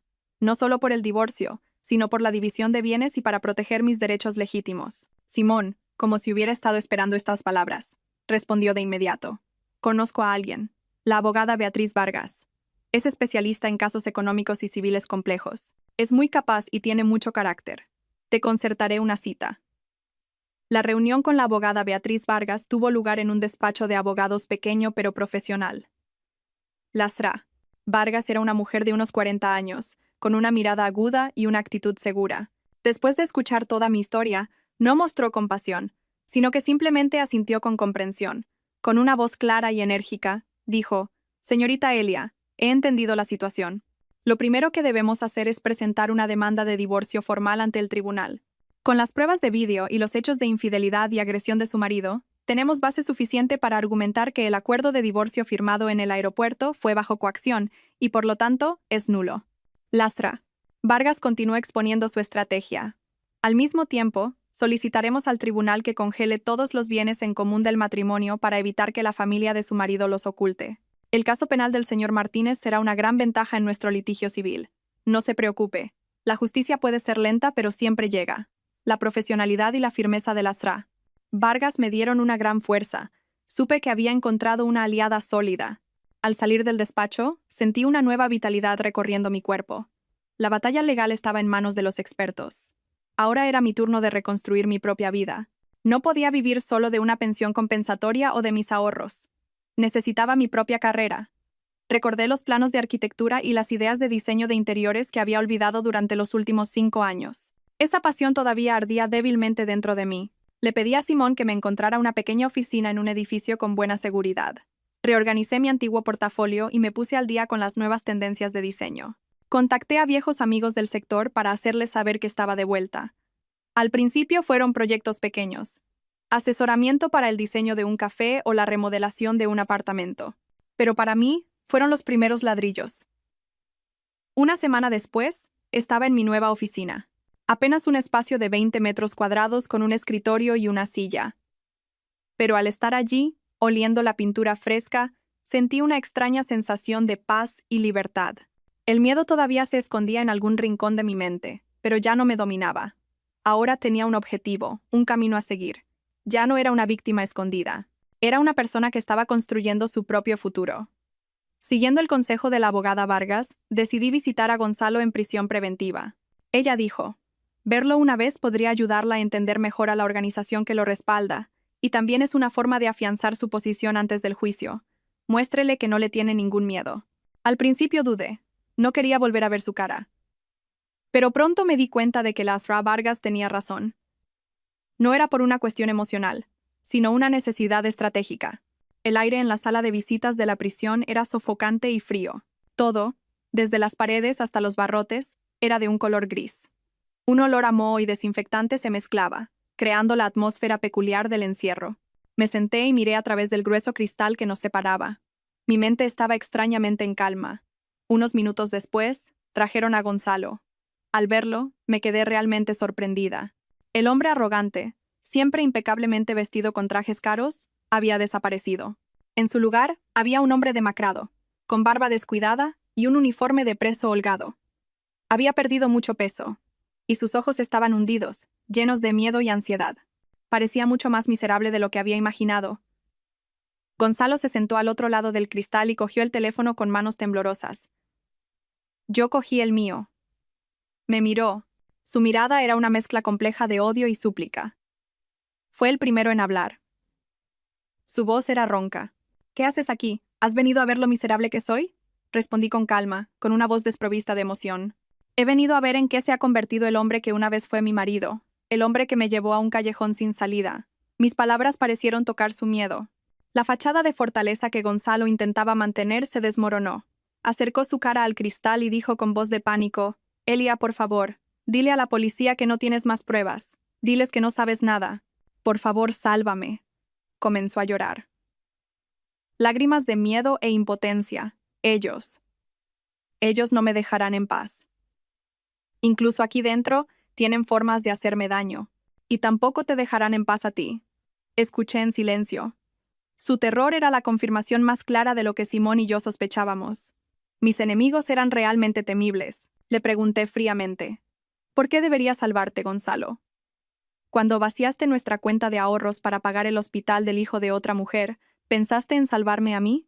Cuando me abofeteaste delante de tanta gente en el aeropuerto, ¿pensaste en dejarme una salida? Mis preguntas eran cuchillas que apuñalaban su cobardía. Gonzalo bajó la cabeza y la sacudió frenéticamente. Me equivoqué. Sé que me equivoqué. Pero no lo entiendes, Elia. Esos tipos no son empresarios normales. Son demonios con piel de cordero. Yo solo era un peón. Si no me ayudas, ninguno de los dos saldrá bien parado. Un destello de compasión por su desesperación me cruzó, pero fue rápidamente engullido por el desprecio. Solo pensaba en sí mismo, incluso en esta situación. Supe que había obtenido la información que necesitaba. Colgué el teléfono y me preparé para levantarme. Gonzalo, al ver esto, se quedó horrorizado. Golpeó el cristal con las manos y gritó. Elia, no te vayas. Escúchame. Elia. No me di la vuelta. A través del teléfono que aún colgaba, dejé mis últimas palabras. Es el camino que elegiste, Gonzalo. Ahora tienes que recorrerlo hasta el final tú solo. No me busques más. Colgué el teléfono dejando tras el grueso cristal sus gritos desesperados. Al salir por las pesadas puertas de hierro de la prisión, respiré hondo el aire de la libertad. El encuentro con Gonzalo en la prisión me dejó una profunda impresión. Su terror extremo confirmó de manera inequívoca el peligro real al que me enfrentaba. Mi enemigo no era un individuo, sino una organización, un sistema invisible y despiadado. El miedo persistía, pero ahora se había transformado en una cautela extrema. Continué trabajando en mi pequeño estudio de arquitectura, tratando de reconstruir mi vida, pero siempre alerta, como un equilibrista en la cuerda floja. Cambié todas mis rutinas. Iba al trabajo por una ruta diferente cada día. Nunca me quedaba hasta muy tarde en la oficina y siempre informaba a Simón de mi agenda. Él instaló un complejo sistema de cámaras de seguridad alrededor de mi oficina y mi apartamento. Estábamos librando una guerra silenciosa, una guerra en la que cada paso debía ser cuidadosamente calculado. Una tarde gris, cuando me disponía a salir de la oficina, sucedió lo inesperado. Al abrir la puerta, una pequeña nota doblada que alguien debió deslizar por debajo cayó a mis pies. Sentí que el corazón se me paraba. Creía que mi casa y mi oficina eran lugares secretos que nadie conocía. Con manos ligeramente temblorosas, recogí la nota. Dentro no había palabras de amenaza, solo una línea escrita con pulcritud. Sé que no confiará en mí, pero ahora tenemos un enemigo en común. No solo quieren que Gonzalo guarde silencio. Quieren que desaparezca cualquiera que sepa algo. Si quiere sobrevivir, reúnase conmigo. Debajo, sin firma, solo una dirección de correo electrónico temporal escrita a mano. Reconocí la caligrafía. Era de Inés. Un escalofrío me recorrió la espalda. ¿Cómo sabía la dirección de mi oficina? ¿Cuál era su propósito? ¿Era una trampa de la organización, usando a Inés como cebo para atraerme? Miles de preguntas y dudas surgieron en mi mente. Inmediatamente le hice una foto a la nota y se la envié a Simón y a la abogada Vargas a través de un canal seguro. Sus reacciones fueron las mismas que la mía. Simón me llamó al instante, con la voz llena de preocupación. Es demasiado peligroso, Elia. No sabemos qué se trae entre manos esa mujer. Es muy probable que sea una trampa. No deberías ir. Lasra. Vargas, por otro lado, tras pensarlo un momento, ofreció una perspectiva diferente, la de una estratega. Si lo que dice es cierto, si ella también está en un callejón sin salida, podría ser una fuente de información muy valiosa. Puede que ellos no la vigilen tan de cerca como a usted. Pero si se reúne con ella, debe imponer condiciones de seguridad absolutas. Me senté en silencio, sopesando los riesgos y las oportunidades. Seguir huyendo no era una opción. Gonzalo había caído, pero su organización seguía intacta. Si no encontraba una manera de desmantelarla por completo, nunca tendría un día de paz. Inés, la mujer que odiaba hasta la médula, era, aparte de Gonzalo, la única persona que mejor conocía la estructura de esa organización. Quizás realmente tenía alguna carta decisiva en la mano. Después de un largo conflicto interno, tomé una decisión arriesgada. Me reuniría con Inés. Me enfrentaría a la mujer que, junto con mi marido, me había arrastrado al abismo. Encendí el ordenador, creé una cuenta de correo electrónico temporal y envié un mensaje a la dirección que Inés había dejado. El contenido era muy breve. Yo elijo el lugar y la hora. Debes venir sola. Si noto cualquier movimiento extraño, la reunión se cancela inmediatamente. Elegí un café al aire libre en una gran plaza muy concurrida. Un lugar público donde un acto como un asesinato sería difícil de cometer. Quería tener el control de esta reunión. Después de enviar el correo, suspiré profundamente. Sabía que me estaba adentrando en un juego mucho más peligroso. Pero para conseguir la verdadera libertad, a veces hay que aliarse hasta con el enemigo. ¿Podría el enemigo de mi enemigo ser realmente mi amigo? Llegué 15 minutos antes de la hora acordada. El café al aire libre, en un rincón de la plaza, siempre estaba lleno de gente. Elegí la mesa más exterior, desde donde podía ver todas las entradas y salidas, y desde la que podría escapar fácilmente si fuera necesario. Simón ya estaba allí. Estaba sentado en otro café al otro lado de la plaza, fingiendo ser un estudiante universitario absorto en su portátil. Pero sabía que su mirada no se apartaba de mí ni un segundo. A través de un diminuto auricular inalámbrico en mi oído, escuché su voz tranquila. Todo bajo control. Aún no hay señales del objetivo. A la hora exacta, apareció Inés. Ya no era la mujer glamurosa y altiva del aeropuerto. Llevaba un sencillo vestido premamá y su rostro, sin maquillaje, mostraba cansancio y ojeras. Se acercó a mi mesa, vigilando constantemente su entorno, como un animal acosado. Su caminar era algo pesado debido a su avanzado embarazo. Este cambio me sorprendió un poco. Acercó una silla y se sentó. Sin saludos, Yo tampoco los ofrecí. Dos mujeres, que una vez fueron enemigas, ahora se encontraban cara a cara en la situación más irónica posible. Finalmente, fui la primera en hablar. Mi voz era fría, sin emoción. ¿Qué es lo que quiere? Inés fue directamente al grano. No tengo mucho tiempo. Esbozó una sonrisa amarga. Quiero vivir, señorita Elia. Y creo que usted también. Me miró directamente a los ojos. La hostilidad había desaparecido por un momento, dejando solo la seriedad de alguien en un callejón sin salida. ¿Cree que Gonzalo es el jefe final?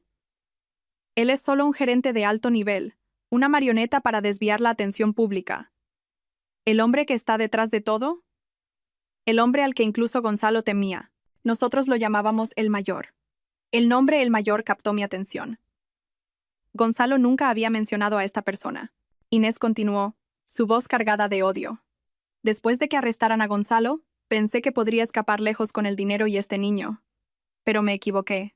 Congelaron todas mis cuentas, me quitaron todo lo que Gonzalo me había dado, y me enviaron a un hombre. Me dijo que si no desaparecía en silencio, a mi hijo y a mí podría pasarnos algo. Acarició su vientre.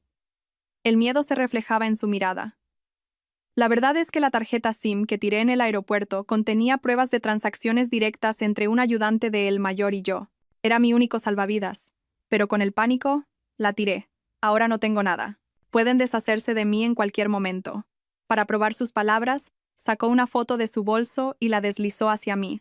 En la foto, un hombre de mediana edad, de aspecto muy intelectual y distinguido, estrechaba la mano de Gonzalo en un evento.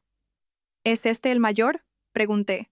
Inés negó con la cabeza. No, es su hombre de mayor confianza. El que se encarga de todo en su nombre, nadie conoce su verdadero nombre. En el mundillo, simplemente lo llaman el consejero. Esta información era increíblemente nueva y valiosa. Coincidía con las súplicas de Gonzalo en la prisión. Empecé a creer que Inés no mentía. Me miró con ojos desesperados. La policía nunca creerá a alguien como yo, pero a usted sí. A los ojos de la opinión pública, usted es la víctima, la heroína que destapó el caso. Yo tengo la información, y usted tiene la inocencia y la determinación. Unamos fuerzas para derribarlos. Cuando todo esto termine, usted y yo seremos dos líneas paralelas que nunca más se cruzarán. Era una propuesta llena de riesgos, pero también la única oportunidad. Miré el rostro cansado de Inés y su vientre cada vez más abultado. El odio seguía ahí, pero la razón me decía que, en esta lucha, la necesitaba. De acuerdo, respondí con firmeza. Cooperaremos temporalmente. Pero debe proporcionarme toda la información que sabe. Y ni se le ocurra traicionarme. Inés asintió. Un atisbo de alivio cruzó su rostro. Una alianza precaria, un pacto frágil entre dos enemigas, se selló en medio de la plaza. Mi camino ahora era varias veces más peligroso e impredecible. Nuestra reunión de estrategia tuvo lugar tarde por la noche en el despacho de la abogada Vargas. Fuera del horario de oficina, el lugar era silencioso y absolutamente seguro. La sala de reuniones, con su larga mesa de madera, se convirtió en el centro de mando de nuestra guerra silenciosa. Los cuatro estábamos sentados alrededor de la mesa, 4 personas con roles diferentes, unidas por el objetivo común de derribar a una despiadada organización clandestina. Yo, Elia, la que inició la guerra. Inés, la informante a la fuerza. Simón, el cerebro tecnológico. Y Beatriz Vargas, la estratega legal. El aire en la habitación estaba cargado de tensión y una alta concentración. La hostilidad entre Inés y yo todavía flotaba como una nube oscura, pero fue apartada momentáneamente ante un peligro mayor. Inés fue la primera en hablar. Desveló todo lo que sabía sobre la organización de El Mayor.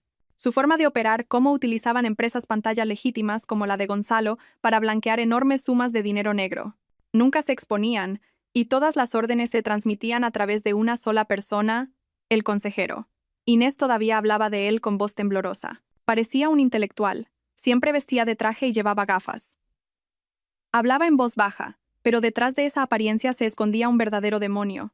Fue él quien supervisó todas las actividades de Gonzalo, y fue él quien ordenó que me enviaran a alguien para amenazar a mi hijo y a mí. Admitió que no conocía la verdadera identidad de El Mayor. Era un secreto absolutamente protegido, pero conocía los hábitos de El Consejero, sus lugares de encuentro secretos y sus métodos de comunicación cifrados. Mientras Inés hablaba, Simón estaba absorto en su portátil, sus dedos volaban sobre el teclado. Estaba cotejando la información de Inés con los datos que había extraído del ordenador de Gonzalo. Un momento después, levantó la cabeza y exclamó en voz baja: «¡Bingo!». El nombre «El Consejero» no aparece directamente, pero se comunicaba constantemente con Gonzalo por correo electrónico cifrado bajo el alias de El Asesor. Y el destino final de casi todo el dinero negro es un fondo de inversión en el extranjero relacionado con él. Tu información coincide perfectamente. La confirmación de Simón dio peso a las palabras de Inés. Ahora teníamos una imagen más clara de nuestro enemigo. La abogada Vargas, después de escuchar todo, comenzó a sintetizar y analizar desde una perspectiva legal. Se cruzó de brazos, con una mirada pensativa. Con las pruebas que tenemos ahora, más el testimonio de la señora Reyes, Gonzalo ya no tiene escapatoria. Pero aún no es suficiente para tocar a zorros viejos como el mayor o su mano derecha. El consejero. Son tan sofisticados que habrán borrado cualquier rastro directo. Lasra. Vargas continuó con voz estratégica. No podemos simplemente entregar esta información a la policía. Intentarán taparlo y silenciar a los testigos. Para arrancarlos de raíz, tenemos que hacer que la serpiente salga de su guarida por sí misma.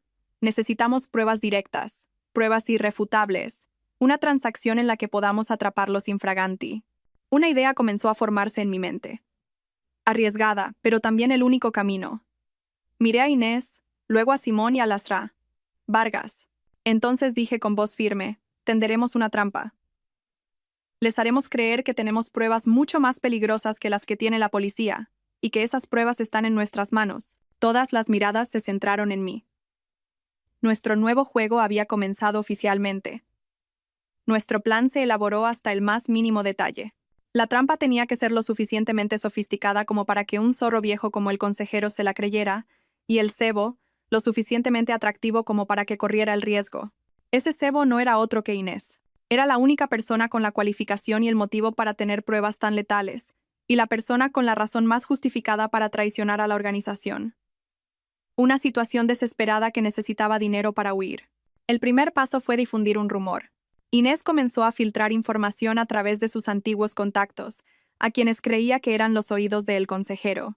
Llorando, se quejó de que Gonzalo la había engañado y de que la organización la había abandonado, quitándole todo su dinero. Y, en su desesperación, insinuó que Gonzalo, antes de ser arrestado, le había confiado una especie de seguro de vida por si acaso. El libro de contabilidad original que registraba todas las transacciones negras, con la firma y la caligrafía de El Mayor, de una de las raras ocasiones en que lo aprobó directamente. Dijo que estaba buscando a alguien que le comprara este tesoro en silencio, alguien que pagara un precio muy alto para que ella y su hijo pudieran irse al extranjero, comenzar una nueva vida y desaparecer para siempre. Esta mentira era extremadamente creíble porque se basaba en la situación real de Inés.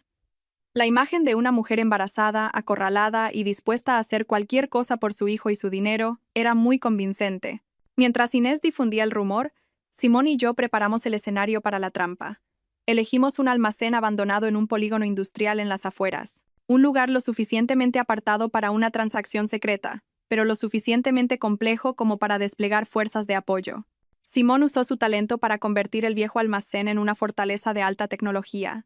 Docenas de cámaras en miniatura se ocultaron por todas partes, desde las grietas de las paredes hasta las bombillas rotas. También se instalaron micrófonos de alta sensibilidad para no perder ninguna conversación. La abogada Vargas contactó a una fuente de confianza dentro de la policía.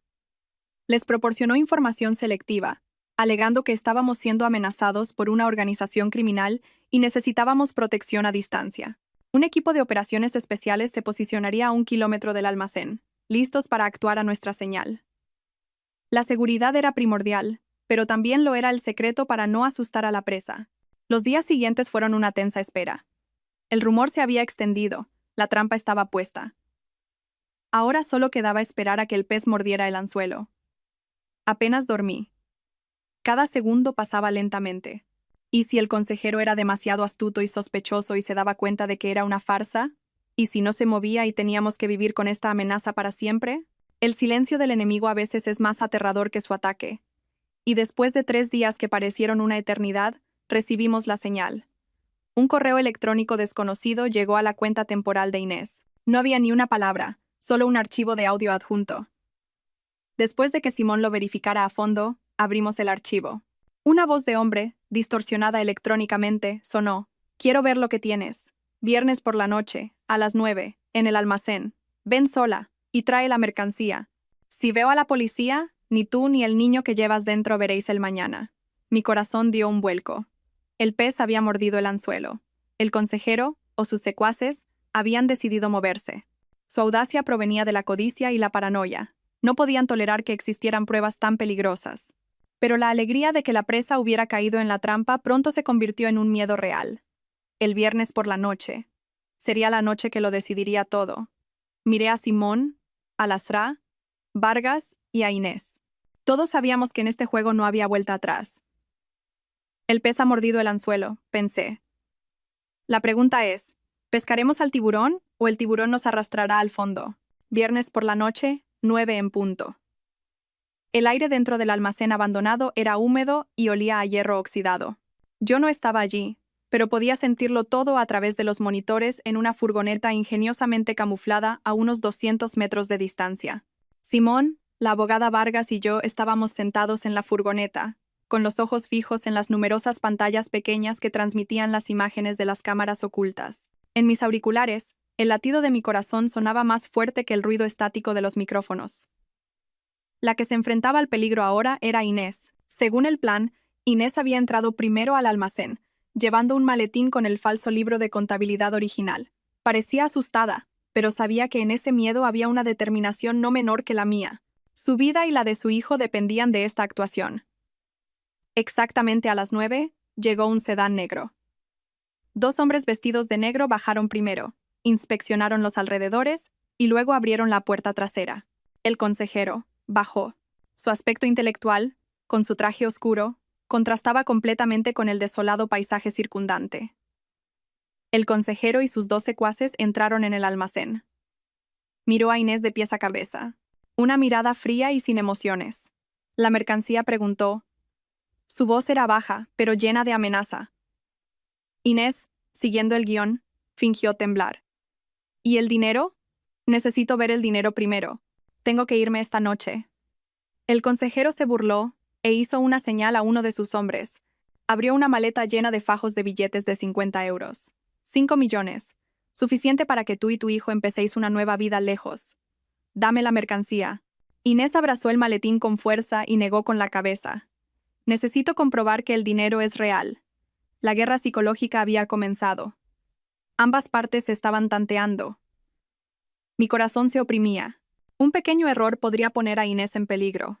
Le hice un gesto a Simón para que estuviera listo para dar la señal al equipo de operaciones especiales si la situación empeoraba.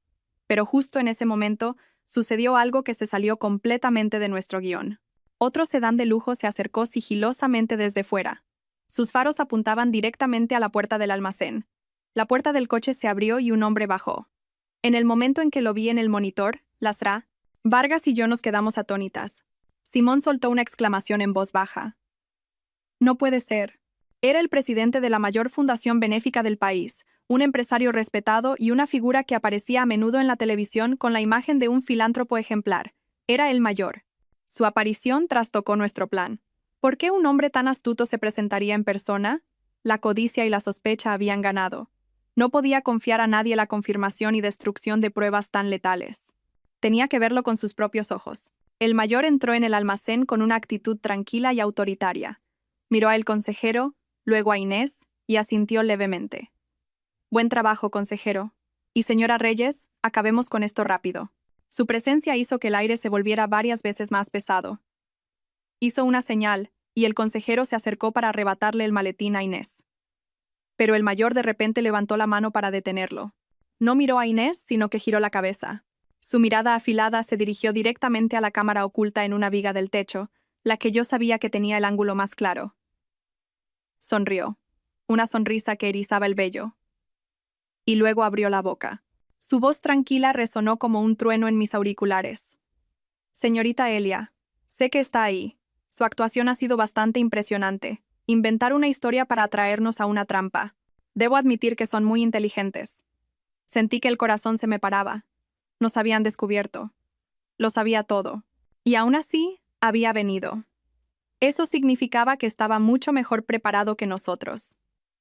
pero continuó. Su sonrisa se volvió aún más siniestra. Pero es hora de que caiga el telón. Tan pronto como terminó la frase, todos los monitores frente a mí se apagaron al unísono, dejando solo una oscuridad total. En mis auriculares, solo se oía el chisporroteo de la interferencia. «¡Se ha cortado la señal!», exclamó Simón, horrorizado. «Han usado un inhibidor de frecuencia profesional. Estamos completamente a ciegas». Un frío glacial me recorrió el cuerpo. Inés estaba allí dentro, sola, con los verdaderos demonios. «Se ha cortado la señal». El grito de Simón fue como un martillazo que rompió el silencio mortal en la furgoneta. Los tres miramos fijamente los monitores en negro. El pánico comenzó a apoderarse de nosotros. Inés estaba allí dentro, y no teníamos ni idea de lo que estaba sucediendo. El enemigo sabía exactamente dónde estábamos, y había cortado toda comunicación. Eso significaba que estaban listos para actuar sin piedad. La abogada Vargas cogió rápidamente su teléfono. Su voz era urgente, pero intentaba mantener la calma. «Voy a contactar con el equipo de operaciones especiales para que intervengan de inmediato». Pero yo sabía que 1 kilómetro era una distancia demasiado grande. Por muy rápido que fueran, tardarían varios minutos en llegar al almacén. En esos minutos, cualquier cosa podría pasarle a Inés. No podía dejar que muriera. La odiaba, pero en esta lucha era una aliada, y yo era responsable de su seguridad. En ese momento de caos, una fría determinación surgió dentro de mí. Me volví hacia Simón y le agarré el hombro con fuerza. «Simón, intenta recuperar el audio como sea. Cualquier cosa. Solo necesito poder oír lo que pasa dentro. Necesitamos saber qué está pasando para poder reaccionar». Simón asintió. Sus dedos se movían a una velocidad frenética sobre el teclado, intentando encontrar una frecuencia no interferida. Afuera, a lo lejos, comenzaron a oírse sirenas, cada vez más cerca. El equipo de operaciones especiales estaba en camino. «Lasra». Vargas terminó la llamada y me miró con preocupación. «Ya vienen. Pero, señorita Elia, no podemos hacer nada más. Ahora todo está en sus manos». Me mordí el labio con fuerza. La impotencia me abrumaba. De repente, mis auriculares emitieron un chisporroteo y luego se oyeron algunos sonidos entrecortados. Simón lo había conseguido. No había imagen, pero había sonido. Se oyó a el consejero gruñendo. «Acaba con ella rápido. La policía viene». A continuación, el grito desesperado de Inés. Un grito de terror. Y luego, la voz helada de el mayor. «No puede salir de aquí con vida». Sentí que el corazón me iba a estallar. Iban a matar a Inés. Justo entonces, estallaron otros sonidos caóticos. El sonido de la puerta de hierro del almacén siendo derribada, los gritos amenazantes de la policía. «¡Alto! Suelten las armas». Y luego un disparo. No era un arma de fuego normal, sino el sonido sordo de una granada de gas lacrimógeno o de aturdimiento. Gritos, objetos cayendo, maldiciones. Todo se mezcló en una sinfonía de caos y violencia. Contuvimos la respiración en la furgoneta, escuchando. Cada sonido hacía que nuestros corazones dieran un vuelco. El tiroteo y la lucha parecieron durar solo unos minutos, pero para nosotros fue una eternidad. Y luego, poco a poco, todo se calmó.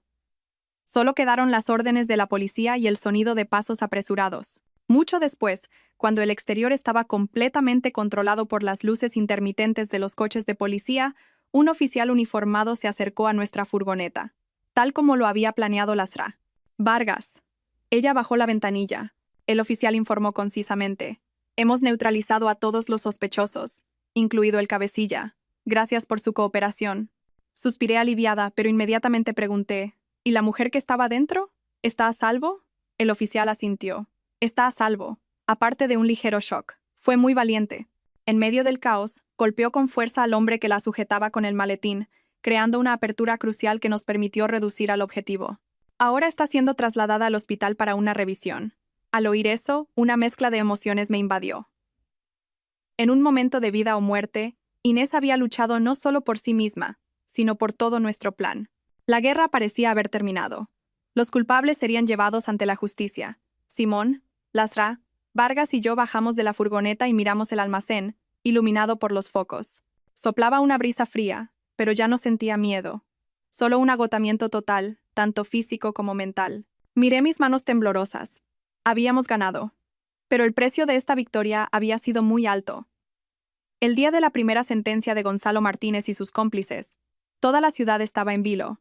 Desde primera hora de la mañana, cientos de periodistas y ciudadanos curiosos se agolpaban a las puertas del juzgado. No tenía obligación de asistir. En este juicio penal, las pruebas obtenidas en el almacén eran más que suficientes para probar su culpabilidad. Pero decidí ir. Me puse un sencillo vestido negro, unas gafas de sol y una mascarilla, y me mezclé silenciosamente con la multitud, ocupando un asiento en la última fila de la sala. No quería que nadie me reconociera. No quería ser el centro de atención. Solo quería ser una espectadora más, presenciando el veredicto de la justicia. El ambiente en la sala era solemne y opresivo. En el estrado, el tribunal, con rostros impasibles. Abajo, en la primera fila, la familia de Gonzalo, Eulalia y su cuñada Nerea, con los ojos hinchados y expresiones de desconcierto. Cuando entraron Gonzalo y los demás acusados, hubo un murmullo en la sala. No estaba tan demacrado como en la prisión. Llevaba un traje limpio, probablemente preparado por su abogado, pero no podía ocultar su delgadez ni la mirada vacía de sus ojos. Caminaba como un autómata, mirando al frente con ojos sin alma. No me vio. El juicio se desarrolló tal como había previsto la abogada Vargas.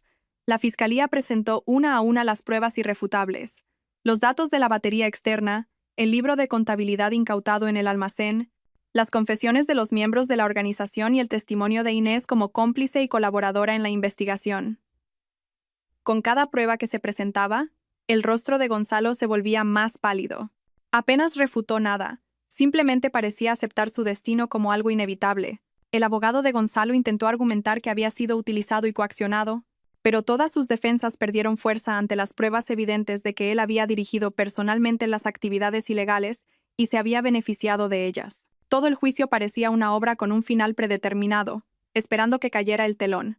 Y ese momento llegó. Tras un receso, el presidente del tribunal leyó la sentencia. Su voz resonó firme y clara. Se declara a Gonzalo Martínez culpable de blanqueo de capitales, estafa y actividades comerciales ilegales, entre otros numerosos cargos. Sumando las penas, se le condena a... Hizo una pausa 20 años de prisión. Ese número resonó. Eulalia gritó y se desmayó. Nerea, en pánico, gritaba, «¡Mamá!», y lloraba desconsoladamente. La sala se convirtió en un caos bajo los flashes de las cámaras de los periodistas. En medio del tumulto, mientras los guardias se llevaban a Gonzalo, su mirada de repente recorrió la sala, como buscando algo. Y entonces se detuvo. Se fijó en mí, sentada en la última fila. A través de las decenas de metros, la multitud y el ruido, leí una emoción compleja en sus ojos. Ya no era odio ni súplica, era una mezcla de cansancio, arrepentimiento tardío y algo parecido a la liberación. Me miró y movió ligeramente los labios. No oí ningún sonido, pero pude leer sus labios. 2 palabras. Gracias. Y lo siento. Gracias por no dejar que huyera y viviera con miedo.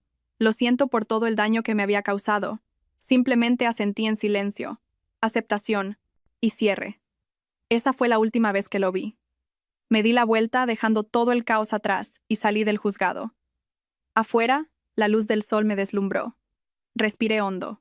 Mi pecho se sintió de repente más ligero, pero no había euforia de victoria. Unos días después del juicio de Gonzalo, mientras estaba inmersa en el diseño de un nuevo proyecto en mi oficina, recibí una visita inesperada. Era mi ex-suegro, Ramiro. Hacía mucho tiempo que no lo veía. Había envejecido mucho desde que dejé esa casa. Su pelo se había vuelto completamente blanco. Su espalda estaba encorvada y sus ojos, una vez amables, estaban llenos de una profunda tristeza. Se detuvo en la puerta de mi oficina, vacilante, con una expresión de disculpa. Me sorprendió un poco, pero le invité a pasar. Le preparé un té y lo puse frente a él. El ambiente era algo incómodo. No sabía por dónde empezar a hablar. Él parecía estar en la misma situación. Nos quedamos sentados en silencio durante un rato, escuchando solo el tic-tac del reloj de pared. Finalmente, fue él quien rompió el silencio. Su voz era ronca y llena de cansancio. «Elia, he venido a pedirte perdón». Lo miré en silencio, esperando que continuara. Miró la taza de té frente a él. Sus manos entrelazadas temblaban. Sabía lo de Gonzalo desde hace mucho tiempo. Sabía que estaba metido en negocios sucios y que veía a otra mujer. Intenté hablar con él varias veces, pero no me escuchó. El dinero y la ambición lo habían cegado. Soltó un largo suspiro, como si se quitara un peso de encima. Debería haber sido más firme. Debería habértelo contado, haber intentado detenerlo con más determinación. Pero no lo hice. Tenía miedo de que la familia se rompiera, miedo de que tu suegra montara un escándalo, miedo de perder esta falsa apariencia de paz. Mi silencio y mi debilidad también son culpables. Contribuyeron a que todo llegara a este punto. Lo siento de verdad, Elia. Levantó la vista y me miró. Sus ojos de anciano estaban enrojecidos y llenos de lágrimas. Al escuchar su confesión, una mezcla de emociones me invadió. Ya no sentía ira, solo una vaga tristeza. Mi suegro también era un hombre débil, un padre impotente ante un hijo que iba por el mal camino. Él también era una víctima en la tragedia de su propia familia. Para expiar su culpa, sacó de una vieja bolsa de tela un pequeño y viejo cuaderno de cuero y lo puso sobre la mesa. Lo deslizó hacia mí. Este es un viejo diario de Gonzalo. Lo escribió cuando empezó a trabajar con esa gente. Entonces era joven e ingenuo, y anotó alguna información importante que más tarde intentó borrar desesperadamente. Lo he guardado durante mucho tiempo. Aunque ahora no tenga mucho valor legal, quizás te ayude a cerrar este capítulo por completo. Tomé el cuaderno. Sentí el peso del pasado en mis manos. Esta era probablemente la pieza que faltaba del rompecabezas, la explicación a las cosas que siempre me había preguntado. Miré a mi suegro y le dije con suavidad: «Todo eso ya es pasado, Ramiro. Ahora cada uno tiene que enfrentarse a su propia vida. No le guardo rencor. Cuídese mucho». Mi suegro asintió y se levantó. Su espalda parecía aún más encorvada que cuando llegó. Se fue en silencio, con un aire de soledad y arrepentimiento. Me quedé sola, con el viejo diario en la mano. No lo abrí de inmediato. Simplemente me quedé sentada, sintiendo una paz interior. La confesión de mi suegro no podía cambiar el pasado, pero había desatado el último nudo en mi corazón. Después de que toda la organización criminal de El Mayor fuera desmantelada, el caso de Gonzalo también fue a juicio. Los últimos nudos de mi vida comenzaron a desatarse. Inés, gracias a su cooperación activa con las autoridades y su papel crucial en la operación de captura de los cabecillas, recibió una considerable clemencia de la ley. La abogada Vargas me informó de que le habían concedido la libertad condicional con la condición de que abandonara el país por un largo periodo y no regresara. Era el precio que tenía que pagar, pero también una salida para ella y su hijo por nacer. El día antes de su partida, Inés me envió un mensaje de texto desde un número desconocido, expresando su deseo de verme por última vez. No para pedirme algo o suplicar, sino simplemente para despedirse. Dudé durante mucho tiempo. Todo el rencor parecía haber terminado. No estaba segura de querer reabrir viejas heridas. Pero pronto, la curiosidad y quizás un retorcido sentimiento de compasión me hicieron aceptar. Quería saber en qué se había convertido la mujer que una vez me había llevado al extremo del sufrimiento, después de haber pasado por una tormenta de vida o muerte. Nos encontramos en una pequeña tetería junto a un lago, un lugar lo suficientemente tranquilo para hablar, pero lo suficientemente abierto para que el ambiente no fuera demasiado pesado. Inés había llegado primero y había elegido una mesa en un rincón del jardín. Cuando llegué, se levantó. Un gesto de cortesía mínima que nunca antes le había visto. Inés estaba más delgada, pero su rostro ya no tenía esa expresión aguda y calculadora. En su lugar había una extraña serenidad, la de alguien que ha aceptado su destino. Me senté frente a ella. Estuvimos en silencio durante un rato. Cuando el camarero nos trajo el té, el suave aroma ayudó a relajar un poco la tensa atmósfera. Finalmente, Inés fue la primera en hablar. Su voz ya no tenía ese tono desafiante, solo un profundo cansancio. «Gracias por venir. Sé que esta petición mía debe de ser muy descarada». No respondí. Simplemente tomé un sorbo de té en silencio y esperé. Miró el lago a lo lejos y, sin darse cuenta, acarició suavemente su vientre. Sé que pedir perdón ahora no tiene ningún sentido. Fue un error meterme en su familia. En aquel entonces, estaba cegada por las promesas y la ambición de Gonzalo. Pensé que si lo tenía él, si tenía dinero, lo tendría todo. Esbozó una sonrisa de autodesprecio. Pero cuando lo tuve, me di cuenta de que había perdido cosas más importantes, cosas como la paz y la libertad. Volvió a mirarme. Por primera vez no había hostilidad en sus ojos. Pronto me iré a Estados Unidos, sola. El dinero que me queda apenas cubre la operación del niño y los gastos para vivir un tiempo. Después de eso, no sé qué pasará. Supongo que tendré que empezar de nuevo, desde abajo. Al escucharla hablar de su futuro incierto, no sentí ninguna satisfacción. La mujer que tenía delante ya no era una enemiga odiada, sino simplemente una madre dispuesta a hacer cualquier cosa por su hijo. Dejé la taza de té y dije con suavidad: Lo pasado, pasado está. Usted, yo y Gonzalo, todos hemos pagado el precio de nuestras elecciones. Ya no la odio. Espero que su hijo crezca sano y en paz. Mis palabras parecieron sorprender a Inés. Me miró y sus ojos se enrojecieron. Asintió y susurró. Gracias. No dijimos nada más. El breve encuentro terminó en silencio. Cuando Inés se levantó y se fue, su figura se veía frágil y solitaria entre la multitud. Me quedé sentada en mi sitio, observándola hasta que desapareció por completo. El largo lazo de rencor y destino entre nosotras finalmente se había roto. No la había perdonado, pero había elegido soltarlo. Soltar el odio también era una forma de liberarme a mí misma. Después de que pasaran las grandes tormentas, mi vida fue recuperando gradualmente su órbita de tranquilidad.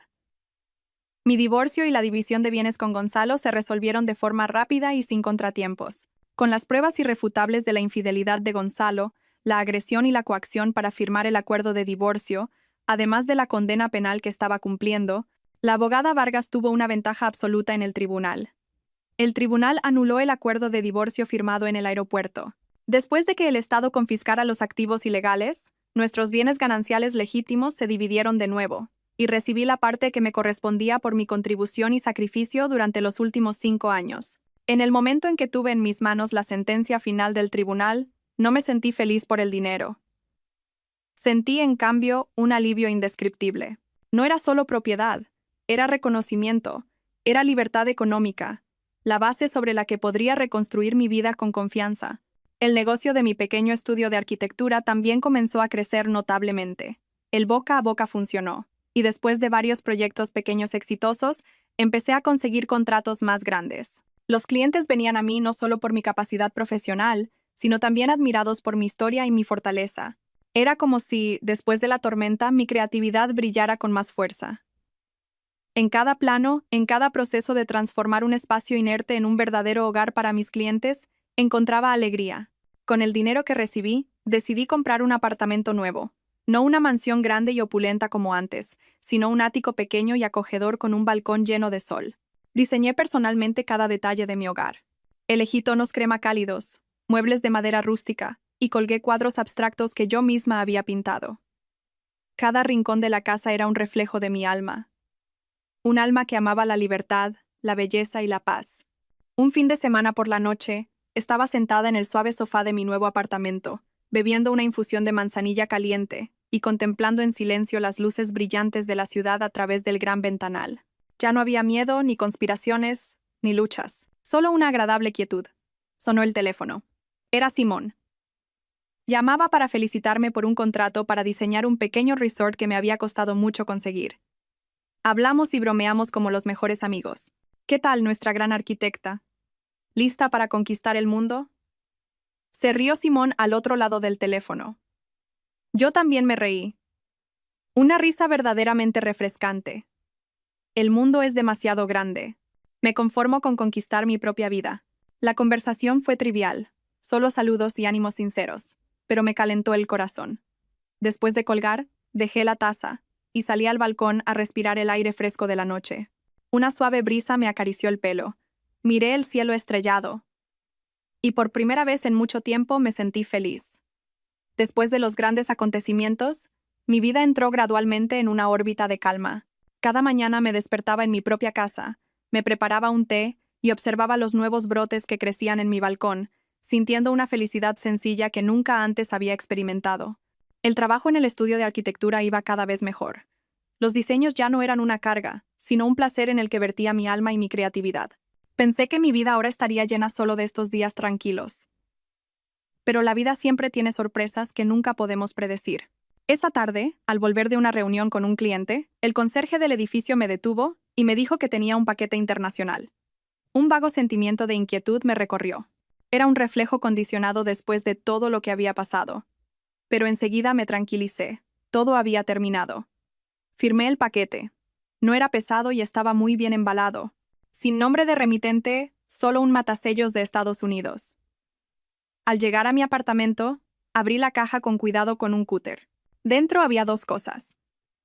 La primera era la foto de un bebé recién nacido, regordete y adorable, durmiendo profundamente en una cuna blanca. El niño parecía muy sano, y era tan bonito como un ángel.